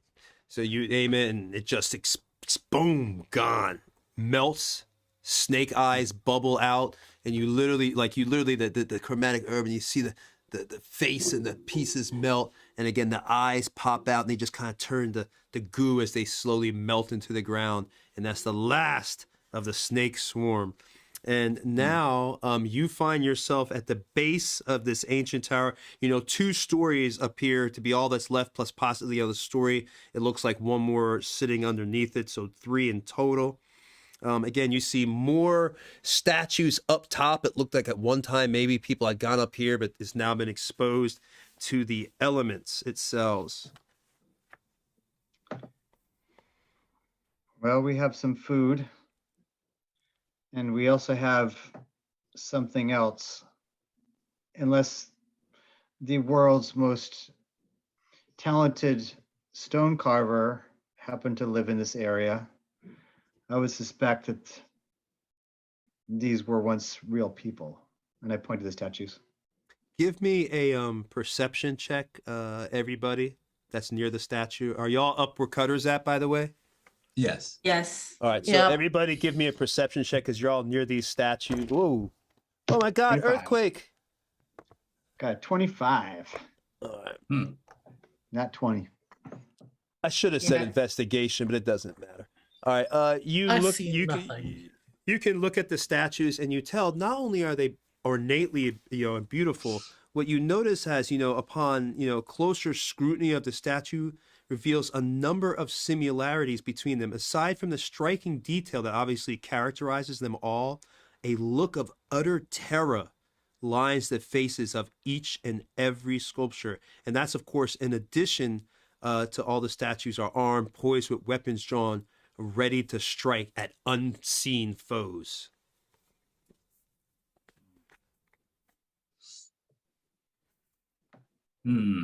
Can we make oh man, I wish Josh was here.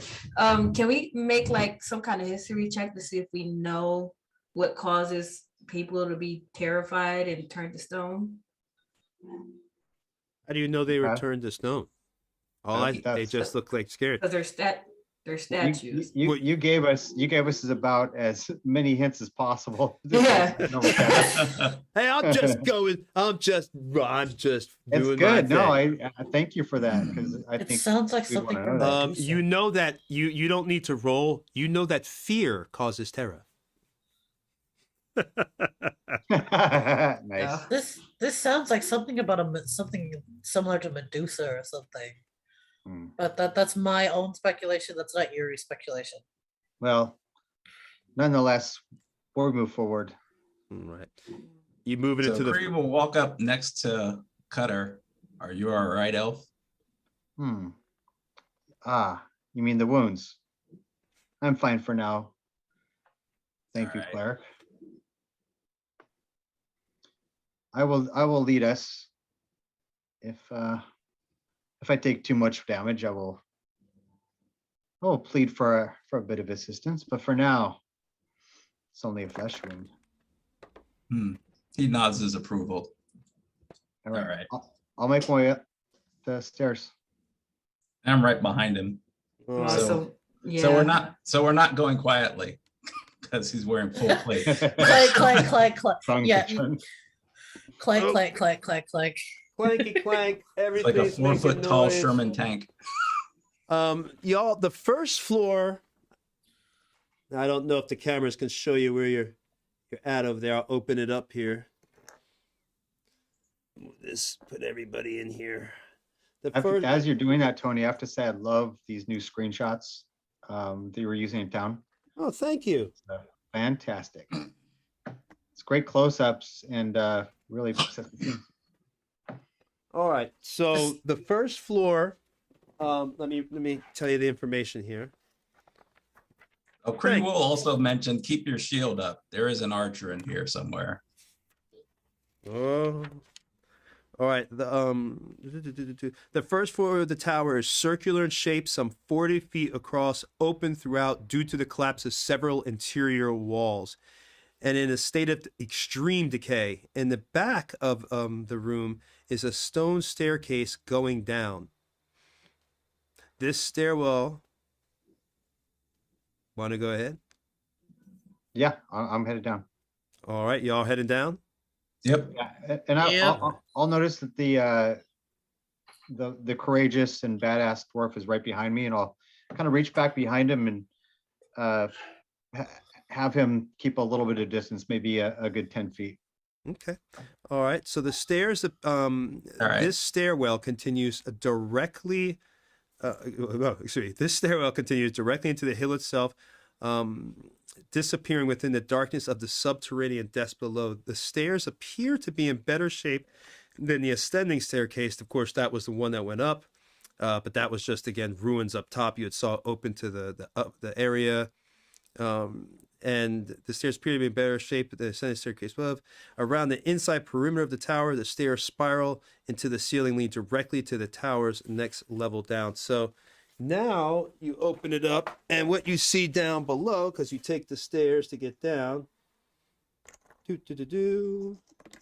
and again, you see all these statues now. You see tables overturned. You got barrels here. It looks like bunch of old things, just a bunch of junk just all over the place, but you're always seeing all these statues of people not turned to stone, just convenient statues.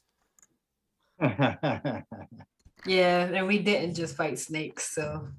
So I think- What? I don't believe that these are just statues, unfortunately. Jeez, y'all are so untrusting of me. I swear. Unfortunately, the No DM's job trust. is to kill us. Oh, y'all are my friends, man. All Does right. anyone want to make a wager? Basilisk or Medusa, Gorgon? Which one I of these think- creatures? I'm thinking Medusa because I got shot with an arrow. I'm thinking Medusa because you just got attacked by snakes. Medusa. All right. Yes, there's a lot of hints, are there not? what you see there on the second story is it's similar to the first. It's broken walls, folding masonry, and there's like no less than 7 statues. I didn't put them all in there because it would have took up all the room, but there's no less than 7 statues, all of assorted races. All have weapons drawn. Likewise, they all carry the same horrified expression as the other floor's counterparts, as well as the other ones outside. Other than this, there's little of interest right there. There's really not. However, you do see a trap door area. It looks like you can easily notice it right in the middle of the room. Okay, I'll investigate it. All right. Go ahead and give me an investigation roll, please. I got an 8, so I'm sure I found any traps. Seems fine. I'll try to open it with my thieves tools. Okay. Go ahead and roll.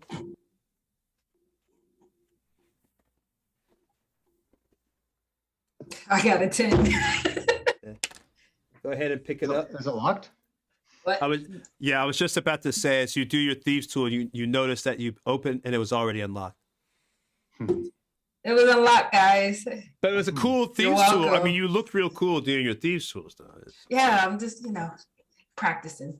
All right. At this point, if we're going down there, let's take a break so I can set up the other stuff. And Perfect. I'll let my business director take away and explain about his stuff. Let me put you all on the map cam here. So that would be a good place Cool. to put it. Yeah, so I'll go ahead and start chatting while Tony gets set up here. Chuck and Young and Space, if you guys want to take your breaks, feel free. On the 22nd, which is exactly 2 weeks from now, we're going to be having a special charity event for the Wounded Warrior Project. We're going to have big celebrities. We're having Luke Gygax, Stefan Pokorny, Ann Carlton, and I will be playing as well. Josh, who normally plays Lucius, will be joining us.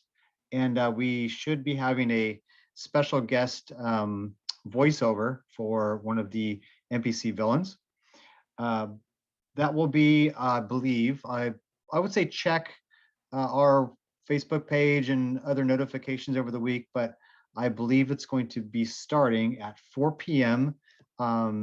Eastern time.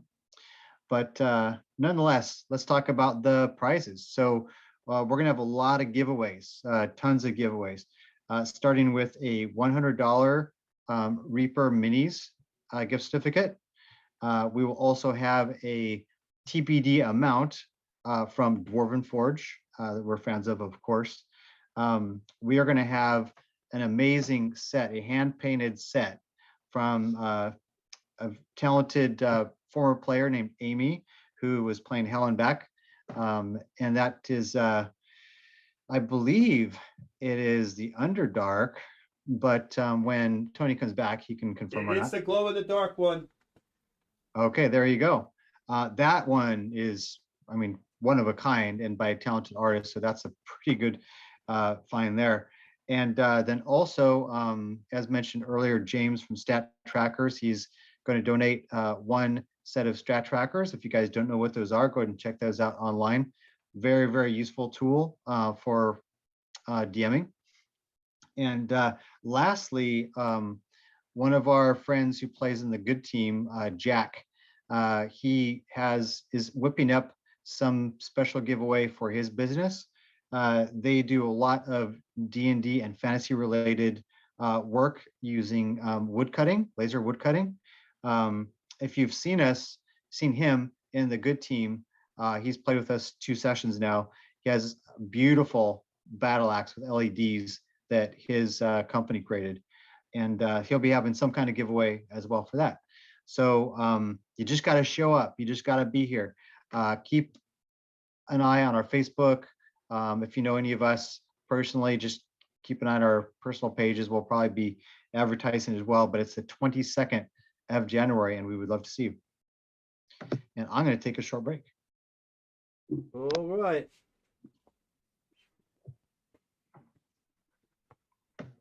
We will be back in just a few minutes, folks.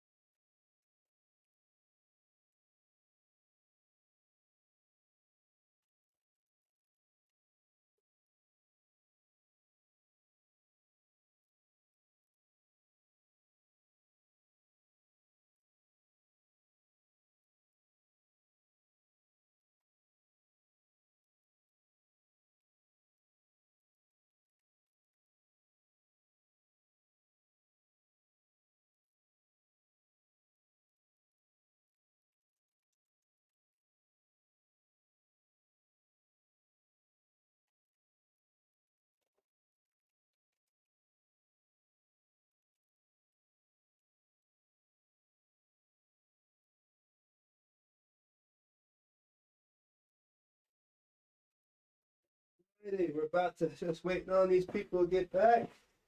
Then we'll get started. Setting up all the cameras and things here. Oh, everybody's back already. Look at that. Okay, well, that's good. That's party. Let's party. All right. Wait, hold on. Eric, what's this one from? Ready? Oh God, I forgot his name. Hey, oh no, I got it. Hey, Bennett, stick around. That's Commando, man. That was probably had the most one-liners in that movie ever. Bennett, stick around. No. Bennett was Bennett was stick around was Predator. I'm sorry. Bennett was let off some steam. Bennett. I'm sorry. I messed up. Hey, Bennett, let off some steam. It's like had the big. That was such a cheesy death. There's no way any human being could throw a fucking heavy ass lead pipe through another human being. It's just like the cheese factor was unbelievable. All right, so everybody's back. Let's get started here. We're going to start really quick with a choice here.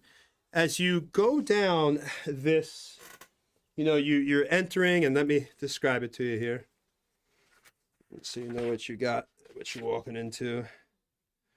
The stairs in the back of the first floor lead into the hillside about 60 feet before ending in, a path where you see a choice to go either which way. You can go right or left.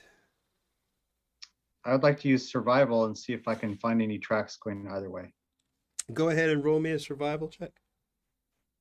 There's like a bunch of broken timbers and earthen fill as you're walking by here. Got a 12. 12. No, you don't notice any tracks or anything. You're not able to detect anything. It just looks like a lot of, like I said, a lot of clutter. Maybe that's, affecting it. As you walk through, there's damp earth, again, fallen timber, debris. The meager path, it seems to it continues to wind. It's just a bunch of twists and turns. But did I miss? We have a choice of going two different directions. Yeah, you can go right or left. Okay, if there's no clues to either one, I'll just go ahead and pick left. Okay. All right, so let me go ahead and put the camera on and then put you in there.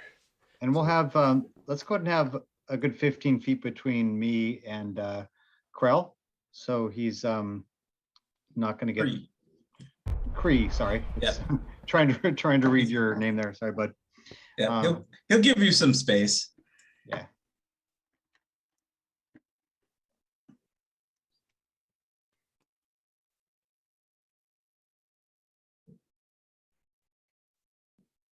All right, so as you get in there, I mean, obviously it's not super dark. It's kind of, there's some torches and everything that line the wall, which is kind of strange considering the condition of the area. But you can't see around this corner, obviously. So that's about what you can see. Right, let me see. Don't look, close your eyes. Avert your vision. All right, so there you go. So you can see around their area, and you see a bunch of debris. There's a fallen chair. Again, you've got some torches and everything else around that area. And what do y'all want to do? So these torches, are they lit? Yes, they are lit. Oh, don't look, look. I'll look at the group. I'm pretty sure Asimir can see in the dark, correct? It's not really dark. It's not, you could see, it's like torchlight. So you just can't see around that corner. Sorry, what I was trying to clarify, if anyone knows, can an Asimir see in the dark? I believe so, yes. Hold on, I'll look it up. Okay. If so, as we come to these torches, I'm going to start pulling them off the walls and Yes, I'm sorry, yes. stamping them out. Okay, they can. Yeah. So I say the torches. I say, whoever's in here needs them but we don't. And so I'll start pulling them off and dampening them as we go down the corridor. Good idea. So you kind of start taking the torches down the corridor and you're going down. Who's going first? You, Cutter? Yep, and I'm 15 feet ahead of the rest of the group. Okay, 15 feet ahead of the rest of you.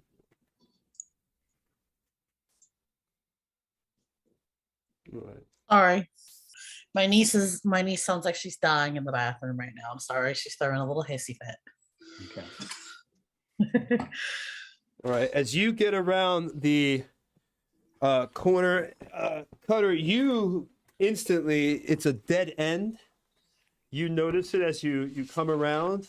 Seems to be nothing, but everybody give me a perception check. Cutter, though, you already know something's amiss, but it's going to happen quick, but you'll get to be able to do something where everybody else might not.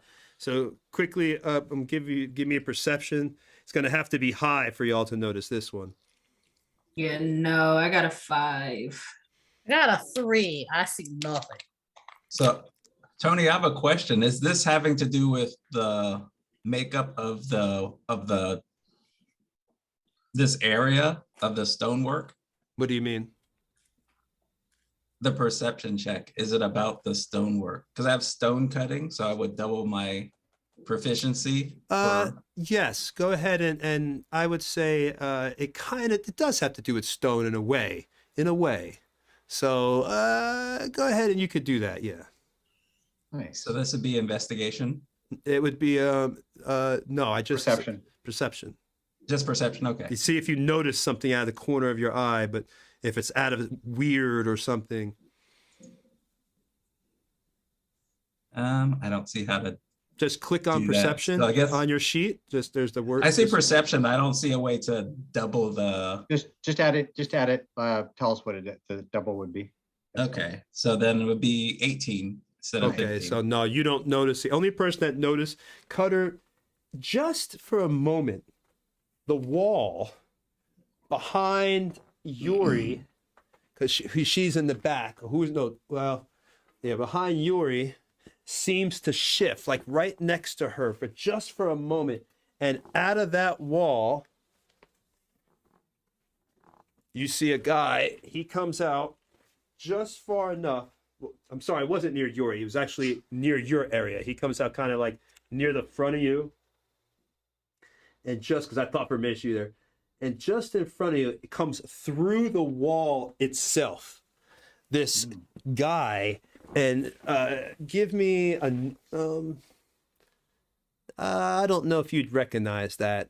I don't know if your roll would be capable. If you roll me a perfect 20 on a nature, I'll give you this to recognize it, because that would be doesn't matter what I roll actually, but I hit 20. Here we go. Oh, almost. Yep. All right, so no, you don't recognize. It's just a gray, like, a humanoid. It looks like to be male because he's in good shape, pretty big and everything. But he comes out and he takes his bow and he's like, "You'll join my other prisoners down below. You'll make good company." And he goes to draw his bow quickly. You could tell that he literally had walked through the wall. It doesn't look to be a human. It's kind of like gray, pale skin. But again, he goes to shoot his arrow directly at you. And since you're not surprised, he's going to go ahead. Let's see. Hold on. as usual, my ancestors warned me, which is why I have this. All right, sixth so sense.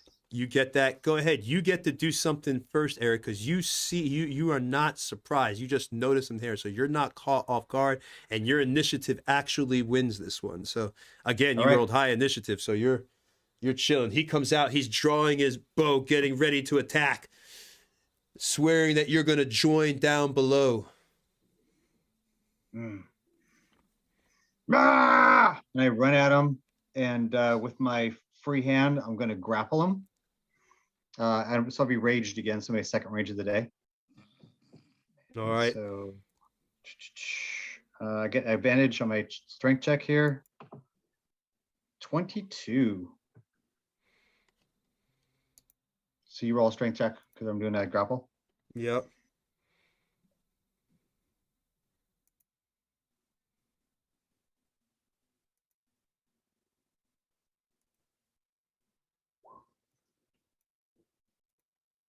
Oh, Ma- and then for my second attack, for my Name second is up attack, there.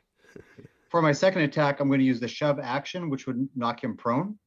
It's the same thing. Still do strength check. I have him grappled, but now I'm trying to basically get him on his back.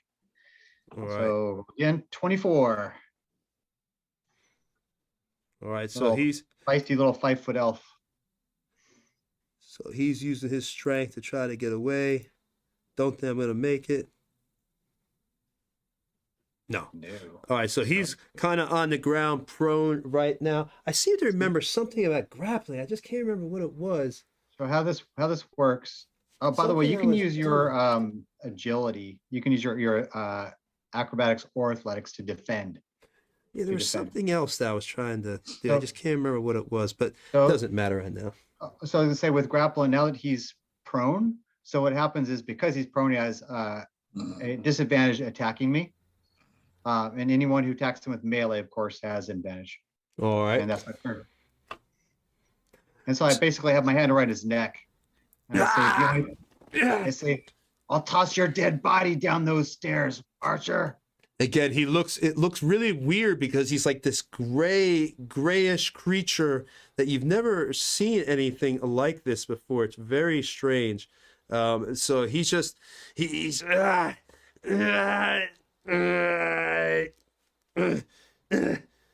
to get guy. He starts speaking to you, and it's actually in common. Let me go, and I'll let you leave. You were just about to bring me down with all your other prisoners. How about I just run you through instead? All right. So he begins to. All right. So you got that first. So he can't let go. So he's on the ground, right? Yeah. This is what he begins to do. You notice he smiles at you. It won't be that easy. And he literally begins to sink into the stone itself. Just like because he's on a stone floor and he begins to sink into the floor. You still have his neck, but as it's going, your hand can't go through the stone with his body.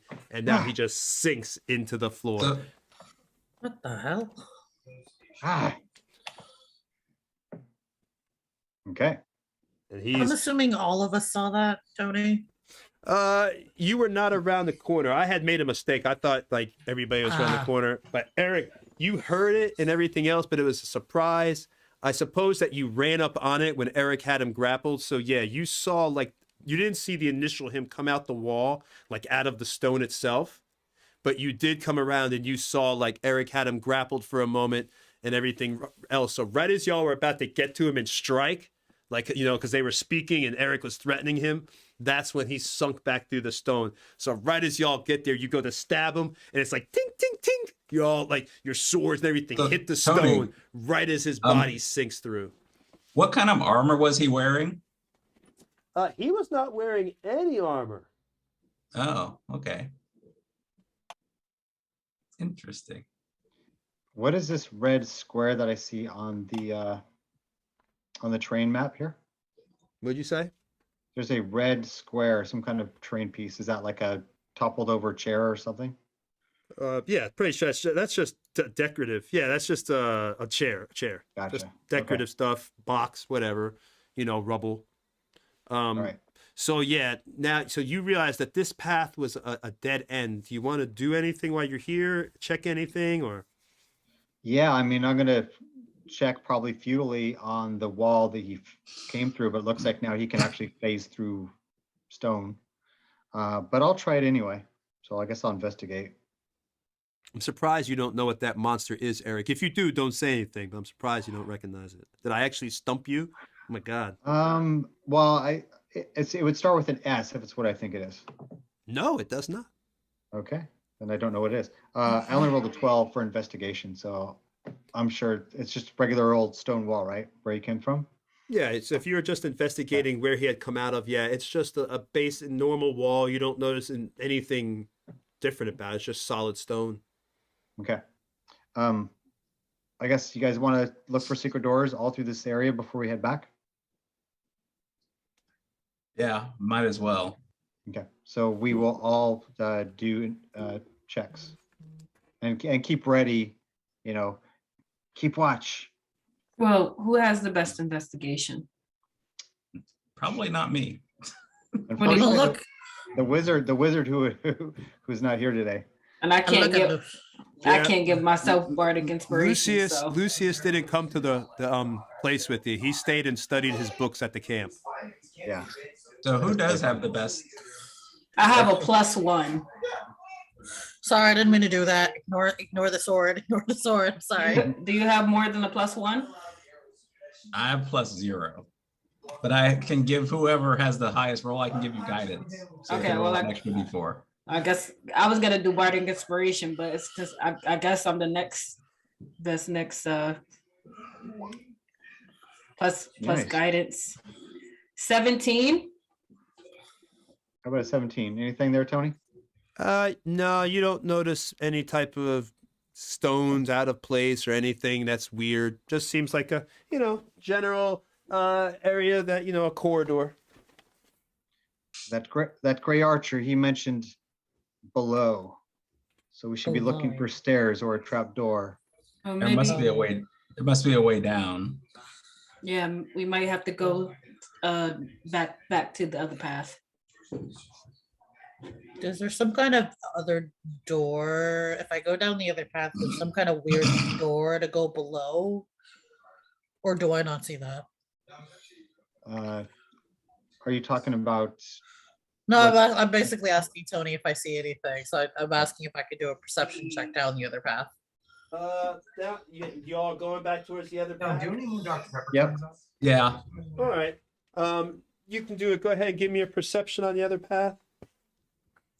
See if you notice anything or investigation. Make it because you're investigating. Really, perception's like can investigate. Can look really around. That's an 8. I'm gonna give myself guidance because I can. Call before, not after. That's a 12. That's not much better, is it? All right. No, you don't notice anything strange about this corridor. It seemed to just, lead off. And again, it's not dark. It's kind of lit, as torches and everything on the side of the wall. So it's subtly lit. Not super bright, but light enough that you could see each other and see off into the distance. Do you want to head down the path or? Yep, we're headed down. We're We'll going go. back down- down You there right now. come when you head down the path. Let me take this off. You come to a room, and you could decide if you want to go ahead. There's rubble, and you come to a room here, and you're right outside a large area right here. This is where your group is saying you haven't actually entered it yet. I'll put you all kind of like Yuri represents where you're at. So y'all are right outside now, this large room. You see in there's torches. From where you can see, again, you can see a bunch of some columns. To your left, Yuri, you can see everybody's kind of behind you. You can see a bed, and as well, and you can also see a table. But right in the center, you see a body that has that's draped over it, like a blanket or something, and it's laying there. And it seems to have a little bit of blood on the body, and it's just laying there. There seems to be some chains by it and everything.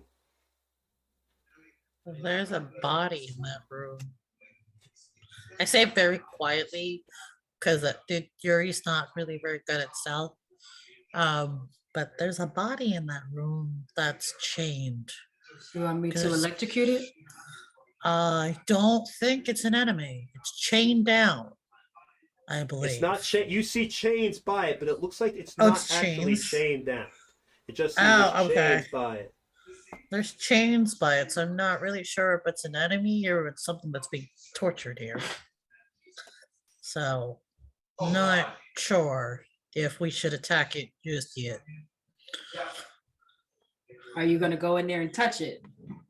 I mean, you're gonna ask the one that has plate armor to go clank, clank, clank in a room. I know how this goes. I go in. And so I go in behind Cutter. Give me a I'm- perception. Who's going in? Well, I'm going in right behind. It Right sounds like all of under- us are with Yuri in tow, right? You're going Yuri? Pretty much. Yeah, I'm going to. Why not? 21 for me. Go ahead. Yeah, okay. You go. As you get close, you hear whimpers from the sheet. It looks like again there's like this blanket. You can only see an arm hanging out. Ah, help me. You under there. You have a name? Zara. What are you doing? Are you like where's everybody at right now? It's me and then Tempest and then Kree and then Yuri. I'm gonna look to Cutter and I'm gonna say, hold on. And I cast message to the creature underneath the blanket. Well, it just looks And- like a humanoid hand. It has, you could tell it has painted nails from where your are, and there's a ring on the hand, her hand. Yeah, I'm gonna cast message to her since we can't see what she looks like because I don't trust this place one bit. Right. So I'm gonna put a hand on Cutter's shoulder. I'm gonna say one moment, and I'm gonna say to this person or creature, why are you down here? She's right there in front of you. I was, and you're sending a message to her so she can just hear you in her head. I was caught down here. I was actually outside traveling on the road with my family, not far from these ruins, and we camped for the night. I'm hurt, please. And then I got caught here. I've been injured and tortured by some gray creature. I don't know what it was. He could walk through walls. He was terrible. I don't know where my family is. I think he killed them. Please, just help me. And she's And still she's- just laying there. We can she- help you. We Go can ahead. help you, but you have to help us. All right, and again, I'd be careful. Oh, I have plans, my friend. I I also think if have she'd been plans. tortured, he wouldn't leave rings on her. We'll certainly see what those are for, but unfortunately for now, we've got to take a chance. so she's still stirring underneath this blanket, like because it's So- all you can see is this arm just hanging out.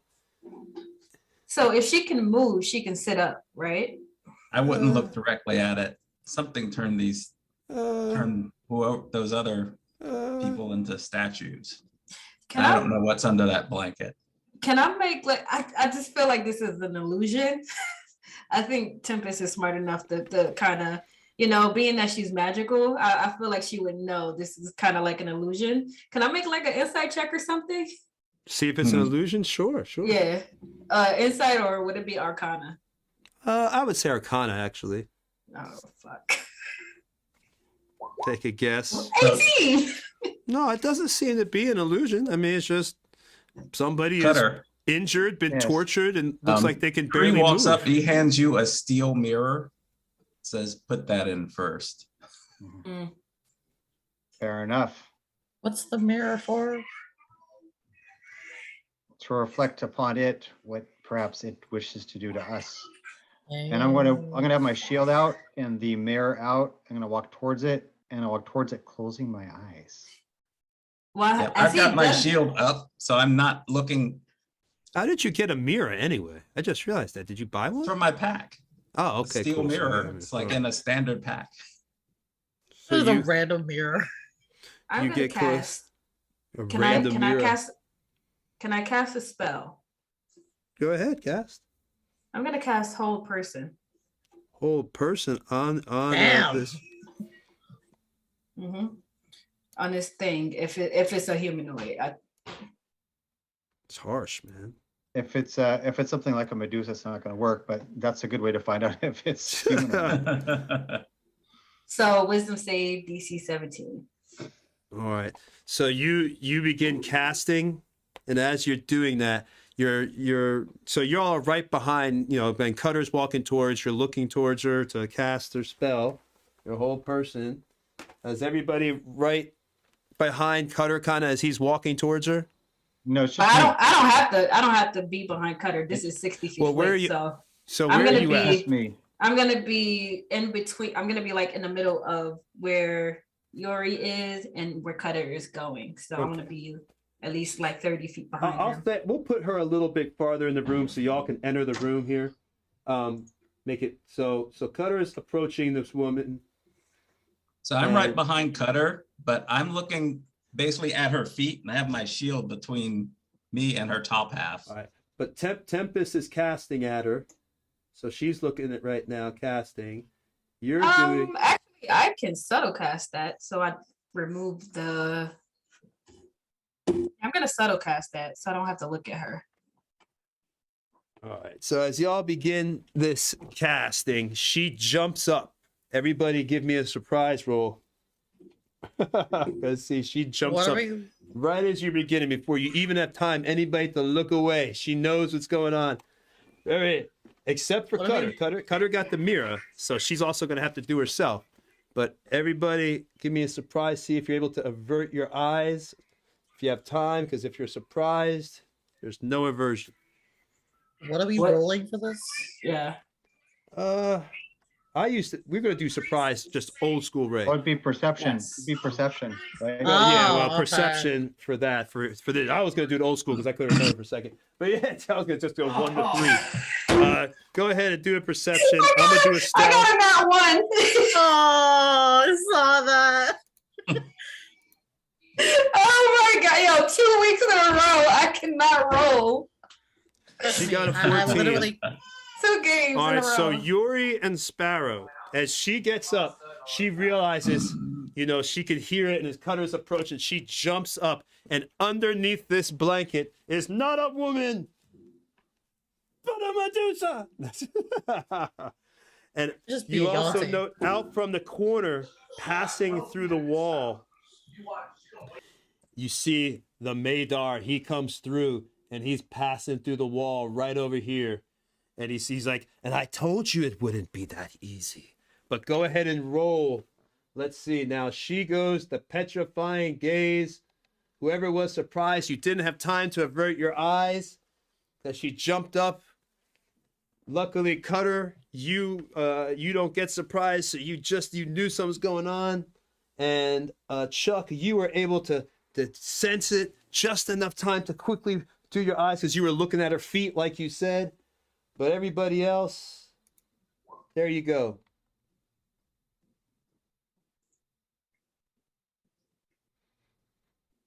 Oh, you made it. Nice. Sparrow. Nice. Oh Let's man. see. Okay.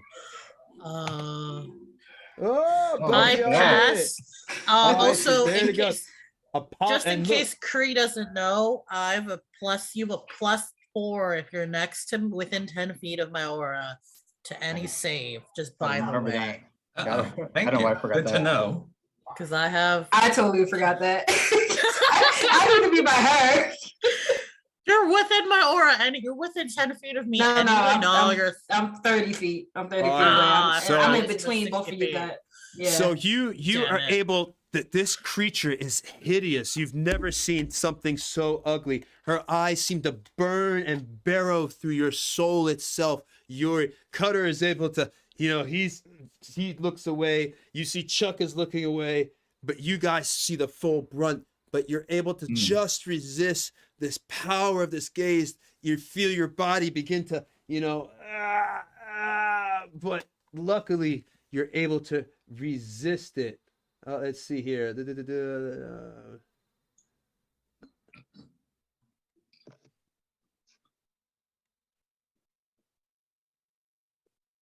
All right, so you're good to go on that. Right now, the Medusa has to make, because she looked right up and she looked towards y'all, but she looked, so let's see her con check. See, she beats her own self. This would be golden. Oh! Oh! So she begins. Wow. I love it. She You didn't begins make to it. turn. That's crazy. She begins to turn to stone, and you hear a scream from the distance, "Sister, no, no!" And then you got this gray guy over here. He looks over. My mate, my mate. You'll pay for that. I will turn her back. Just give me a moment. I'm sorry. So- Did you say his name was Greg? No, he said it, my mate. Oh, I thought. So now you've got another Medusa has come out. If you turn this other one to stone, she was hiding over there in the background. And now it is time for some fighting. And right now remember, you guys are averting your eyes. So that means you're basically blind fighting. So you get disadvantage on all your attacks, if I'm not mistaken. Let me just look for blinded. Where the hell did I put the damn thing? Son of a bitch. Well, pretty sure it's that. Okay, here it is. Yeah, blinded is Yeah, it's disadvantage on attacks. yeah, it's just advantage. If I'm And not then I mistaken. believe they also get advantage on us. Yeah, blinded I'm not creature sure, can't though. see and automatically fails. Attack rolls against the creature have an advantage. All right, so There you go. you're basically at disadvantage. They're at advantage. Yep. And they start laughing. God, look at us. Come on, look at us. Teacher, look at me. These And they're things are just so what annoying. you can hear the sounds are almost more horrifying as you can hear the slithering and everything else. And right now it is Cutter's turn. What do you want to do, Cutter? As you know, it's you can hear the slithering and you now know where you're at. You'll make a fine collection, elf. We haven't seen your kind in some quite time. We'll make you a statue. I'll put you near my bed. So the Medusa, I see two now on the screen. There's one far back and one in front of us. The one in front of us is in stone, right? Well, she's actually not stone. If the saving throw fails by 5 or more, it's instantly petrified. Otherwise, that creature fails, begins to turn to stone, and is restrained. So I have to repeat the saving throw at the end of the next turn. If a failure, then it goes the restrained creature become petrified. For failure or ending on the effect on success, the petrification test creature is freed by the greater restoration spell or other magic. So basically, I have to keep doing it until if I fail, then I start turning to stone. So yeah. But that's the one that's right in front of us, right? The one that's 10 feet from me. Yeah. Okay, cool. Then I'm going to use my free action and toss the mirror to the cleric, who's about 5 feet from me. And I'm going to run towards that voice of the taunting Medusa. I have 45 movement. And if I get there, I'm going to grapple her. You have give me because things are echoing off the wall sounds. I Sure. want you to give me a Perception? I guess it would have to be. I just did a lot of perception rolls tonight, so I just Well, I mean, it'd be sound too, so that makes sense. yeah, it right? sounds. I guess it has to be perception. So yeah, give me a perception roll. What to is see- disadvantage or something, or just a higher target, or what? We'll say if you get 14 or more, then you know where she's at. Anything else other than that, then it's kind of like it's hard to determine her distance. 22. It's trying to strangle the Medusa. All right, so you run up to the other one. Yep, I run up to the other one. 3, 4, and I 5, 6, will grapple 8. her. You got it. You're gonna try to grapple her. Yep, and I'm raged. You love this. Grab everything in the neck. It's Stop grappling my monsters. He's got a problem. In another life, he was probably a serial killer. All right, so grapple. Here we go. I have advantage. Only a 13. I'm gonna use Dex this time. Oh, you got a 4.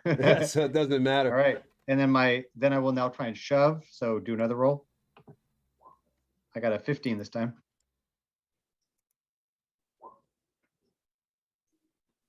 Ah, 17. So grappled, but not shoved. All right, so she she's can't, up. so she can't move, but she does not have any disadvantage on me. All right. That's it. So You've got her. You feel the snakes coming around you, snapping, just snapping at you here, trying to get you. You can There feel you the are. snaky coils of her body and everything else. Her breath is rancid and stinks like the grave almost itself. As she looks at you, you'll make a statue yet? Thank you for coming close. All right, so now it is Tempest's turn. So Chuck, we and you only- never rolled initiative. Chuck, you got to roll initiative. Oh, okay. Hold on. Yeah, I want Chuck to play too. That's a So while he's doing that, go ahead, Tempest. we only see the two, right? Or we only You have only the heard you the see two. you see the gray humanoid. You Mhm. see the one that Cutter has Mm-hmm. grabbed by the neck, and then there's the one that is starting to turn the stone by slowly. She isn't there. She hasn't around the chance by her own gaze. She's slowly turning, but you can't see anything. You're blinded, so the only way you can find something is by hearing it. It's like Cutter. You're gonna have to roll because it's hard to you really can't guess. You can't see anything. 1 second. You just know you heard. You know the Madar was there, or you heard the voices of both the Medusas and that humanoid, so you know those things are there. But where they are now, other than Cutter's strangulation sounds, but he's all the way across the room at this point. He's like 50 feet away, so you probably don't even hear that. So okay. So I have to roll a perception check before I can even cast a spell.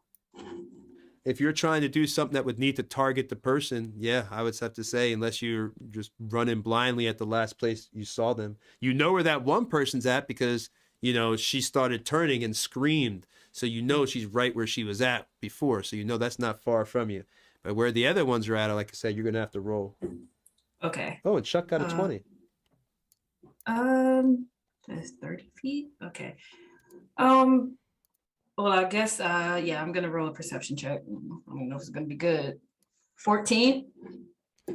14, just as high enough. That's what I told Eric he had to have. So yeah, 14 is just high enough to determine where they are at in the room.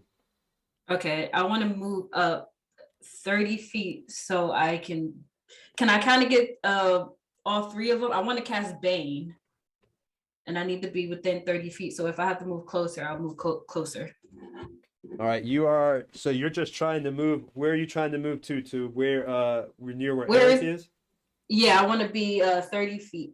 So you can move me my full movement.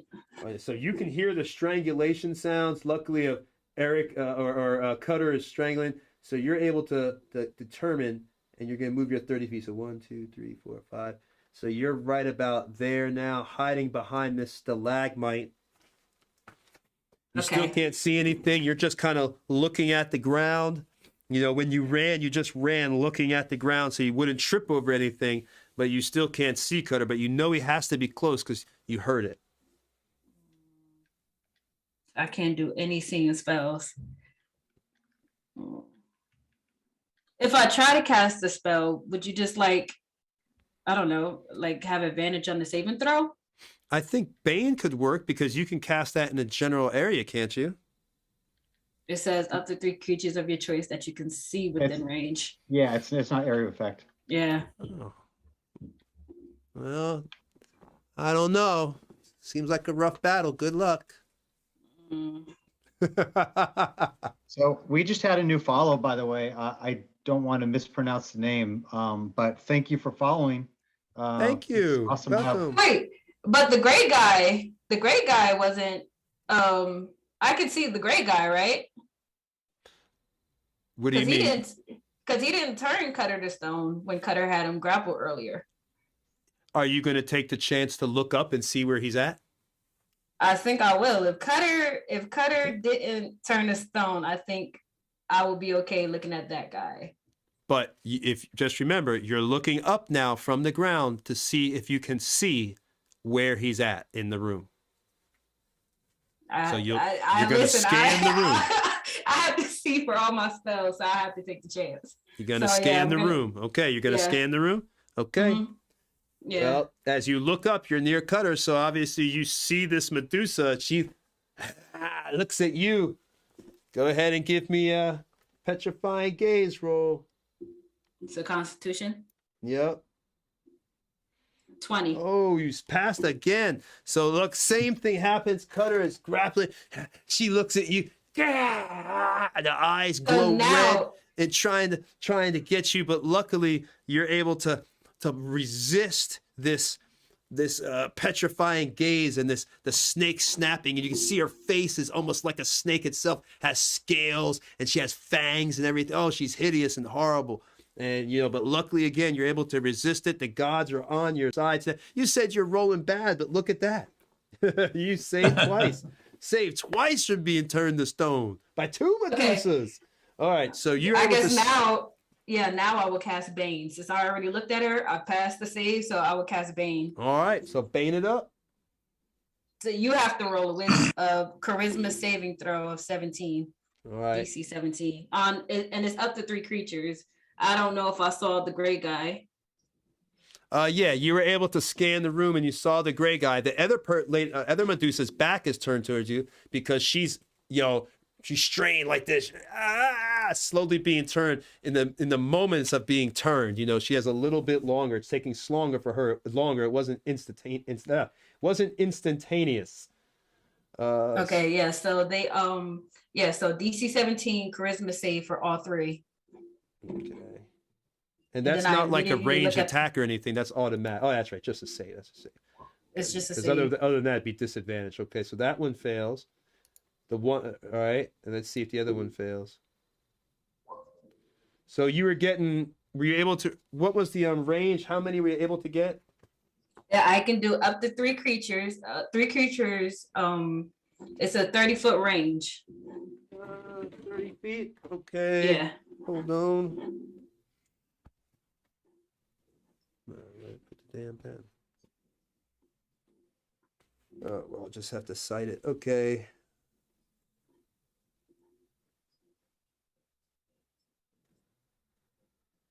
You could get 2. Like you could get this one, this guy, and the Medusa, or you could get this Medusa and this guy. But this one is too far apart. That's over 30 feet. So the one Cutter has is more than 30 feet away? No, that one isn't more. You could get that. You could get this one and this one, but you couldn't get all 3. So who is the furthest away? The gray guy? Yeah, he's like 1, 2, 3, exactly 30 from her. No, 30 feet from me. Oh, from you. Oh, 1, 2, 3, 4, 5, 6, yeah. 5, 10, 15, 20. You're actually 35 feet. Yeah, because 5, 10, 15, 20, 25, 30, 35. You'd have to move up a spot, but you got movement. I can't. I use all you my don't have movement. any So if I movement. can only catch 2 of them, I will get the 2 Medusas. I can be fair, and I could move it where if you No, want. no, no. You don't have to do that. It's okay. All right. All right. I'll well take the then- 2 Medusas. Well, They're more of a threat anyway. So you're casting on the 2 Medusas? And they both failed. And so they both failed. And now they're saving throws. Give me a second. Advantage. Damn, harsh, But man. they take -4. So hopefully, let's hope. No, I'm sorry. They have to roll a d4 and subtract that number. Oh, that's how it works? Okay. hmm All right. So you've done that. And attack rolls. So saving throws and attack rolls, they have to roll a d4 and subtract the number. And I like it's in this. So you're doing that, and you see, it's now the Medusa's turn. I think it's Chuck's turn. At No, 20? Chuck is at 20. The Medusa one's at Okay. 21.5 or 21.15. Same as what Tempest had, but player wins on the even draw. So the Medusa, she's being turned, so she tries to do her roll again. This is a con roll. Now, does she get the -1 to 4? Mhm. Minus a She has to lot. roll. She has to roll a d4 and then subtract it. Oh, Well, it perfect. Because doesn't now she's matter. going to miss it. So she turns to stone. Yeah. Fantastic. Help me! And I like, yeah. she's I like still look there, to though. Yuri. I like look to Yuri as a. Can I just say something real quick to What's up? Yuri? I just want to say, Yuri, destroy that thing. She's stoned now. Got it. That you hear the bald-headed gray humanoid. You can hear him say, "I'll turn you back, my love. Don't worry, I'll turn you back. And we'll have Oh, these well, I- statues for our collection." All right. So he is there. And now it is Chuck's turn. Okay. Well, since I was right up next to that thing anyway with Eric, I will. I don't know if they attack it. Actually, I will cast Spirit Guardians. Nice. That's a good one. So he Okay. pulls out his holy symbol to the god of murder and just looks around and says, "Serve me." And spirits rise out of the ground of people he's slain, and they circle around him. Anything that comes within 15 Oh 15 no, feet you of got him. spirit guardians too? Mm-hmm. Yep. Oh, and Jesus Christ. I designate all of my friends as untouchable, but anything else that comes within there reaps the whirlwind. Oh, I know about spirit guardians already. Eric uses them to no avail. That's actually different. That's actually different, bro. That's this is a spell. This is the same one that Randy used when he was playing his cleric in the Oh. good team. That's a different spell. Oh, okay. All Here, right, I so- just put it in the chat. And Yeah, have you whenever they- didn't, where did you want to move to, or do you just want to stay where you are? Because you're right here. Did you want to move anywhere? I'll move up next to the one that just got turned to stone, Okay. because next time I'll swing on it. I don't know that these things would attack that since it's a statue, so that's your call. But any of the others that are within 15 feet, well, they get theirs. So That's a basically- DC 13 will save. So if it's not like Eric's, if it tries to attack someone, it doesn't protect them. It's something different. Totally Alright. different. Okay. Yeah, it's a 15-foot area around me. They're just floating around. Anything in that area that isn't one Gotcha. of my friends or me gets attacked. Gotcha. Okay. Well, it's not going to attack the statue because that's innate. So Yeah, that makes sense. So we'll say no on that one. All right. So now, since it was Chuck's turn, it is now the second Medusa. It is going to try to. Eric, you still got this thing restrained, right? Yeah. So what that means is she just can't move, movement wise. She can't move from her space, but she can do everything else, and she still has advantage to attack me because of I'm closing my eyes. All right. She tries to. She has her hands free, right? Yep. Sure.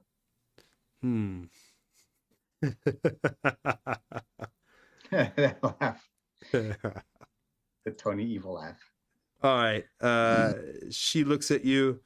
You can't use your hands to hold me and stop me from opening your eyes. Go ahead. And she's going to try to use her strength to open your eyes and force you to look at her. But you can resist it with, your strength. But it's your eyelids. It's your fucking eyelids. So -4 to that roll.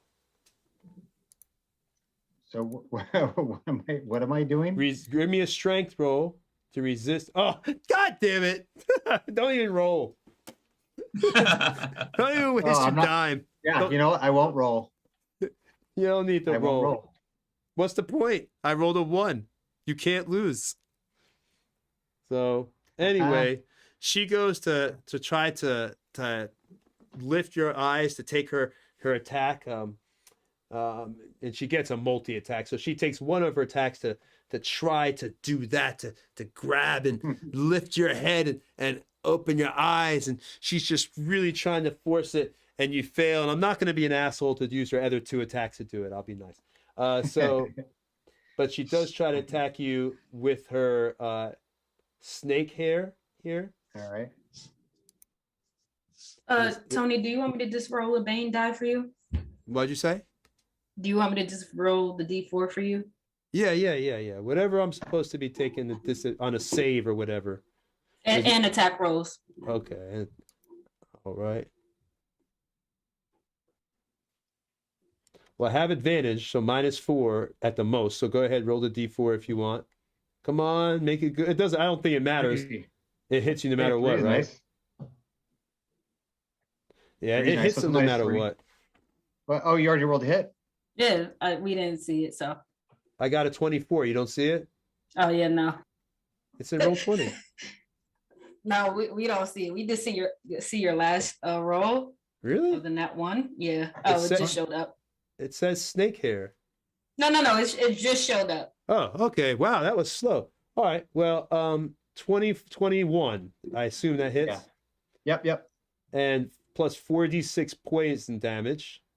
Okay, so let me say, what's the con saving throw for the? Oh, it's poison. There's no saving throw. It's just poison. Yeah, damage. just poison damage. Gotcha. Okay, so I take 3 plus 9, so I take 12. So, yeah. So And there you by go. the way, real quick, since I'm talking, our profile pictures, our windows got screwed up. Really? Yeah, and I'm all dressed up for everyone, and they can't see me now. So I don't know if you want to switch it, if that's something you do quickly.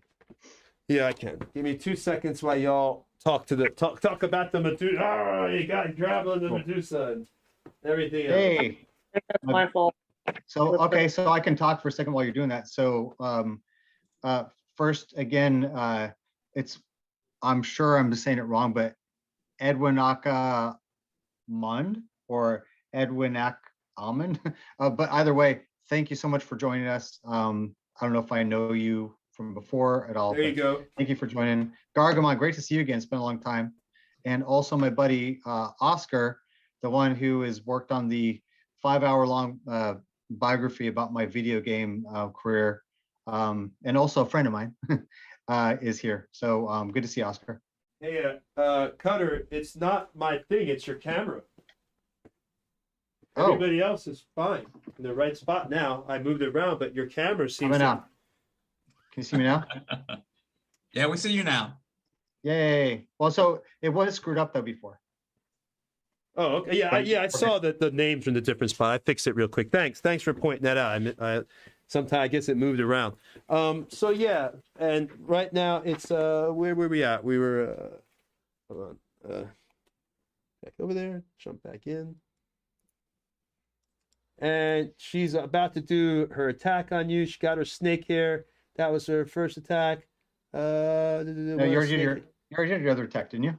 Well, there's 3 You're trying attacks. to pry my eyes open. The Medusa gets 3 attacks, 1 with its snake hair and 2 with its short sword. I used my one thing to open up your eyes as one of the short sword attacks. I figured. Totally fine with me. Yeah, Cool with that, that's bro. cool. So I'm gonna go ahead and attack with the short sword on advantage.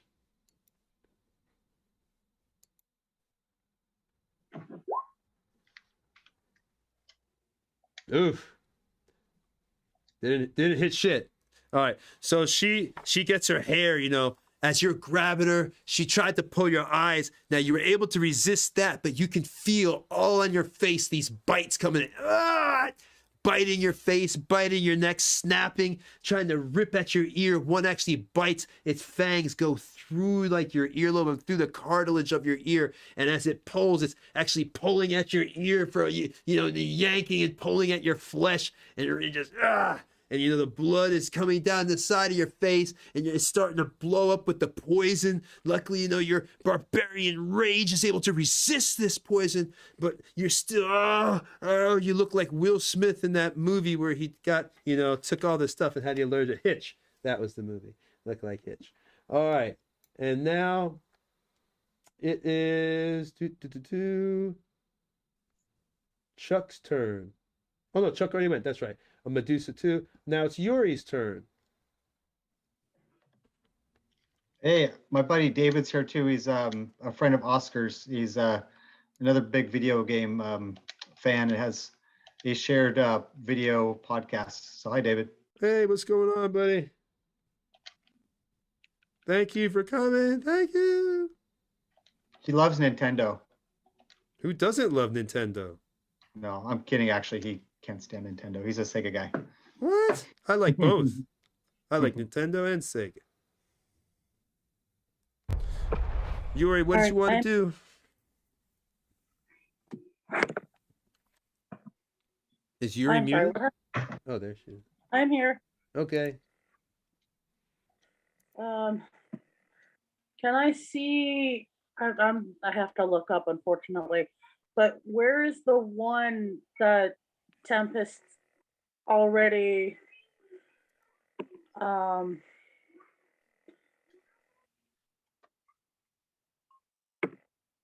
Was already petrified. Sorry. The petrified one? All right. Yeah. Hold on. I'll point it out for you. Uh-oh. Cop's coming for me. Here she is right here. This is the one that was petrified by Tempest. Can you see that? Yep, I can see that. So then, can I use my I'm assuming that's 30 feet or no? You're gonna try to go over there. Let's see, where are you at? Yeah, you can make it to you can make it to her. Okay, so I'm gonna use all of my movement to get to the Medusa that's petrified. All right, so you're looking down. So you can make it to her because you remember where she was at. So you can Yeah. make it to her. You're walking, looking down. And what are you gonna try to do? Well, she's petrified now. I can basically destroy her. Well, She's- you're trying to attack solid stone with your sword. Yeah, she's basically dead. So just I- remember that. Oh, I didn't know that. It's solid stone with the It'd be sword. great if you guys would attack the things that are trying to kill us, and not this statue. Mm. Can I just stab? Can I just? I don't know. I wanted to try destroying it, just not with my sword. Can I just use my strength for that? Well, if you could tear apart stone with your bare hands, maybe you could punch a rock and. But I don't know anybody could punch a statue and make it blow up, unless you're Dragon Ball Z or some shit, or Kenshiro. One Punch Man. Yeah, or Kenshiro from the Fist of North Star.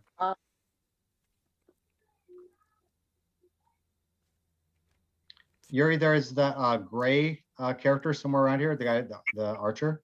So he's around here somewhere. I would have to cast perception, right? I have to use perception to see where it is, right? You'd have to do your perception to find out, yes, where it is. Okay, so I'm gonna use my perception. Go ahead, roll it up. Good luck, Yuri. They were 19. All right, so you're able to. Well, oh, wait a minute. You're trying to find where the Madar's at. You need to look up. Yeah, she should know. She's trying to listen, right? Yeah, he's not making any sound. So if you're trying to see where the Madar is, then you need to look up.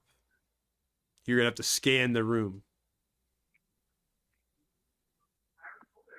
Okay, give me a second, guys. It's okay. After this round, we're probably gonna have to end it. And Well, hey, Tony. Yeah. I would actually finish it because we've had 4 people join. in the Okay, last, well let's 15 rock minutes. on then. Let's rock on and finish the Medusa fight. Ooh. All right, and then you could also talk about the mega giveaway again to all the people to tune in. Sure. Yeah. That's- Everyone Those of you guys that are here while Yuri gets set up, around me at the moment. We have a really big event in 2 weeks with lots of giveaways, so stick around. I'll tell you guys about it later. Yep. Some really big guest stars too. All right, Yuri. So if you're looking up, I'm just gonna look up. I can make the save anyway, so I think it should be fine regardless. all right, go ahead and roll me a con save. You know you need to beat 14 or higher. Come on. You got +4, right? You got this. I'm gonna have to do it from dice because I don't have a computer right now. No, well, just do it on roll 20. Hit the D20, and just do it like I that. don't. And I'm then we'll doing this just all give from you my your phone, so- whatever your constitution is. We know your bonuses, so we'll just add that to the D20 roll. You want me to roll for you? Yeah, just roll it because, like I said, I don't have a computer right now. I'm doing this all Oh, from my no phone. computer. I'm sorry. I thought Yeah, you. I basically had to fail the computer Oh, 'cause I got yelled at. You did not pass. That is a 10 with your. Oh, wait. What's your constitution bonus? It My doesn't. constitution would be a +4 with my aura. Okay, so it'll be 11. You still don't make it. So Yuri, now you didn't fail by 5 or more. So you are just right now. You're restrained, beginning to turn to stone. You have another round. You have to roll where that will determine if you actually turn to stone. So Yuri, you look up to try to find this Madar, and you see him, but also through your corner of your eye. Unfortunately, you also see the Medusa, and she's looking at you now because she saw you look up, and she laughs and cackles. You're mine, a fine, beautiful wing statue. And she looks down at Cutter. I just got one of your people. 3 to go. And now Yuri begins. Now you're not stone yet, Yuri. You're just restrained, but you can feel your skin begins to harden, and you're slowly turning your arm, your fingers turn in, and you just slowly are turning into this stone pillar. All right, so Yuri is restrained, and now, shit just got real, y'all. Shit just got real. People turn to stone. All right, and now it is it is the gray guy's turn. So he looks over, and let's see, where is he gonna move to?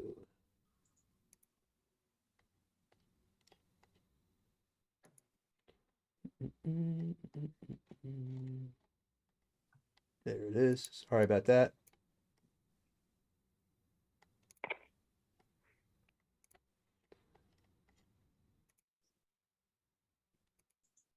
All right. So he's going to move over and let's see, or he's going to shoot. Yeah, let's do that. Longbow. He's going to take his, or should I? No, he's going to use the longbow and he's going to go and aim for, there's a cleric over there and you're, stay away from my mate. And he aims over at that dwarf. His name's Cree.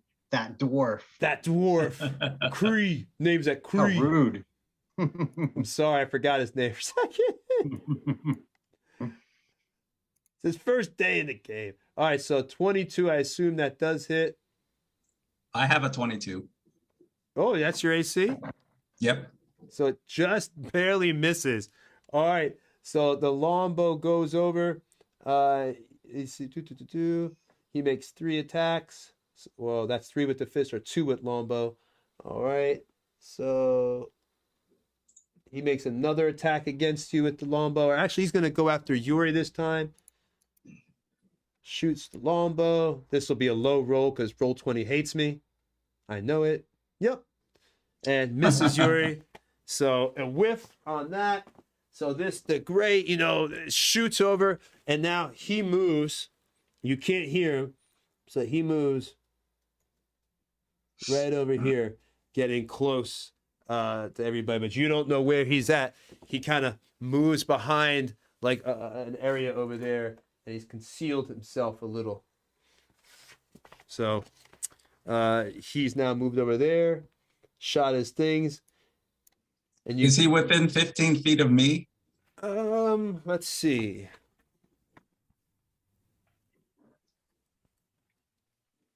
Five, 10. Oh, he is now. So he takes an attack. So that's a DC 13 will save. Does that happen as soon as he moves through the area, I assume? Like, Yeah, within 15 feet, the spirits Okay. attack him. because I still have 2 more movement. What I'll do is I'll take the attack because obviously I'll be fair. I don't want to be like, let me take the attack and then I'll move. He's gonna move because he had 2 more spaces he could go. So what do I need to roll, bud? DC 13 will save. Will, some wisdom.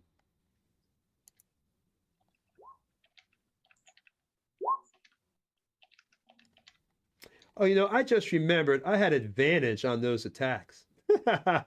Because y'all are looking down because you're blind.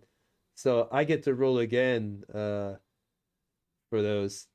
I'm going to do that real quick after I do this. Oh, and actually, speaking of rolling again, since I attacked the Medusa, anyone who is not me gets advantage on saving throws. There you go. So that means Yuri also will get another saving throw. Yes, let's do that. We'll just go rewind a little bit to be fair. Okay, so I have to roll DC 13 will. Did I get that will save? Yes, I did. So I able to pass that. So you just take Resisted. half. So half damage, so takes 9. Okay, my computer's moving slow here because it's so cold in my garage. Literally like 20 degrees in here. So I have to give me a moment to let it catch up here. Okay, there we go. -9.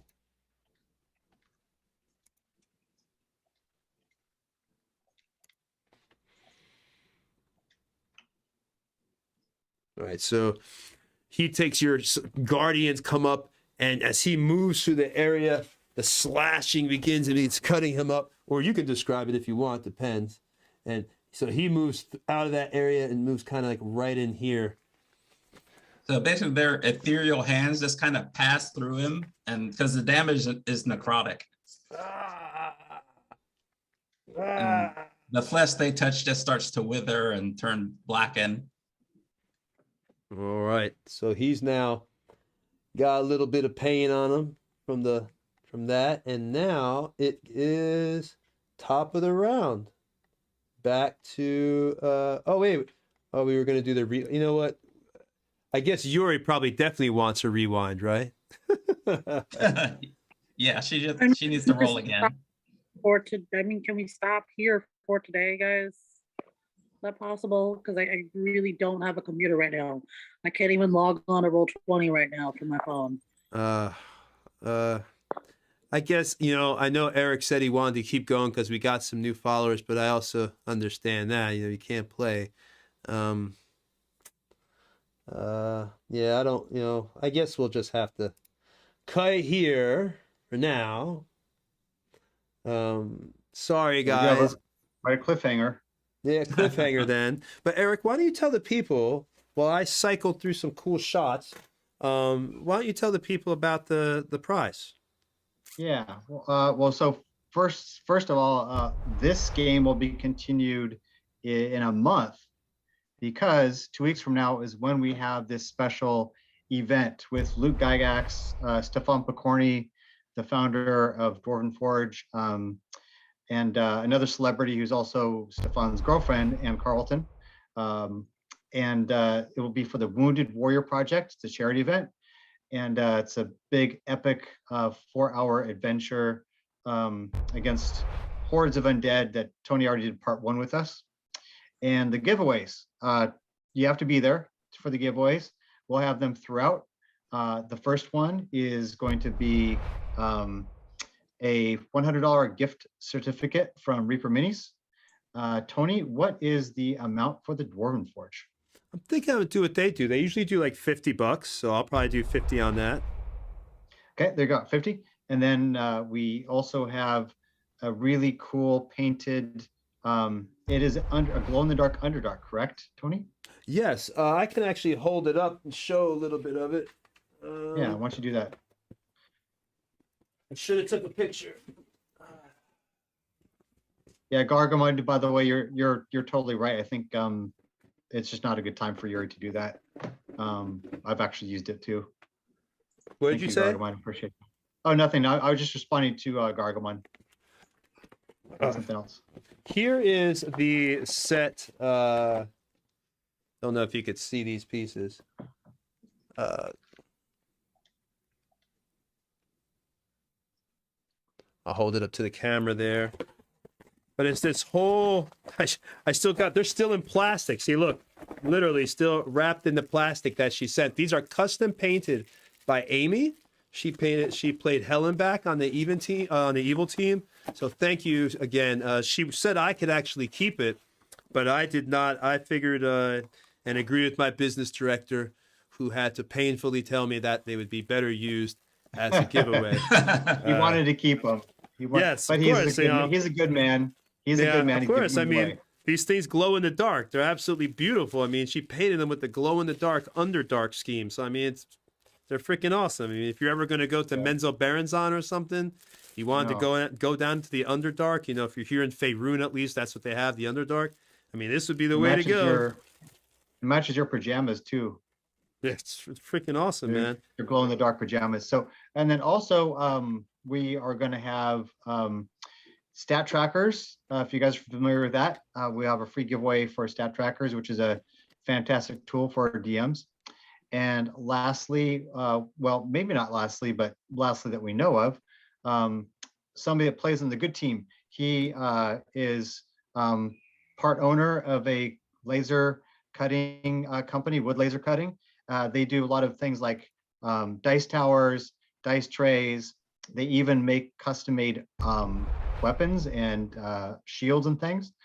He actually uses a LED battle axe in the good team. He's going to be giving us a TBD giveaway coming up as well. So there's going to be giveaways all throughout the show. So hopefully you guys can make it. Plus it'll be fun. Luke Gygax is really, really fun guy to play with.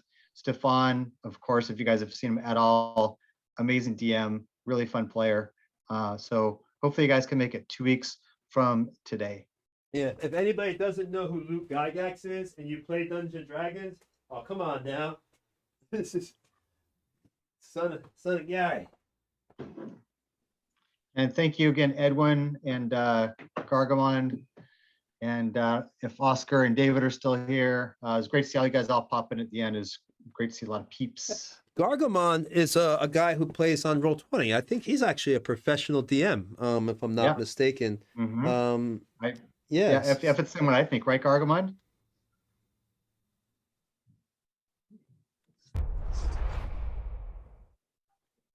He probably just dropped out. But anyway, yeah, so it should be a really fun event. And then semi-pro, okay, that's good enough. You're more pro than us probably. But second edition. He's a second edition guy. That's right. Yep. Totally. I totally know what that is now. So anyway, and then next week we have the good team. So check that out. That's a lot of fun. We have a lot more cosplay as well. And then, like I said, 22nd, we're going to be having the charity event game. And then we'll be having games every Saturday. It's alternating evil and good. And that's about it. Yeah. Tony? Yeah, I'd say that's about all the information. You told them when we're having the game, told them about the giveaways. You can always follow us on all our social media. We got tons of pictures, all that good stuff. If you are interested in it, I know Eric says Stretch mentioned this, but I'm gonna mention anyway. If you're interested in any pro DMing, we do offer pro DM services on startplayinggames.com. You can check us out up there if you're looking to hire us. You will get exactly what you see here, except even better, because it will be personal to you and private. So we can pause, we can wait, we can do whatever you want, and just really cater and play to you the way you and your friends want. So just check us out if you want to play some Dungeons and Dragons. All right. Follow us on Facebook. Yep, follow us on Facebook, follow us on Twitter, Follow us on Instagram. Follow us everywhere, everywhere. And we will catch you all later. Thank you for tuning in, and we will see you next Saturday at 7 p.m. Bye-bye.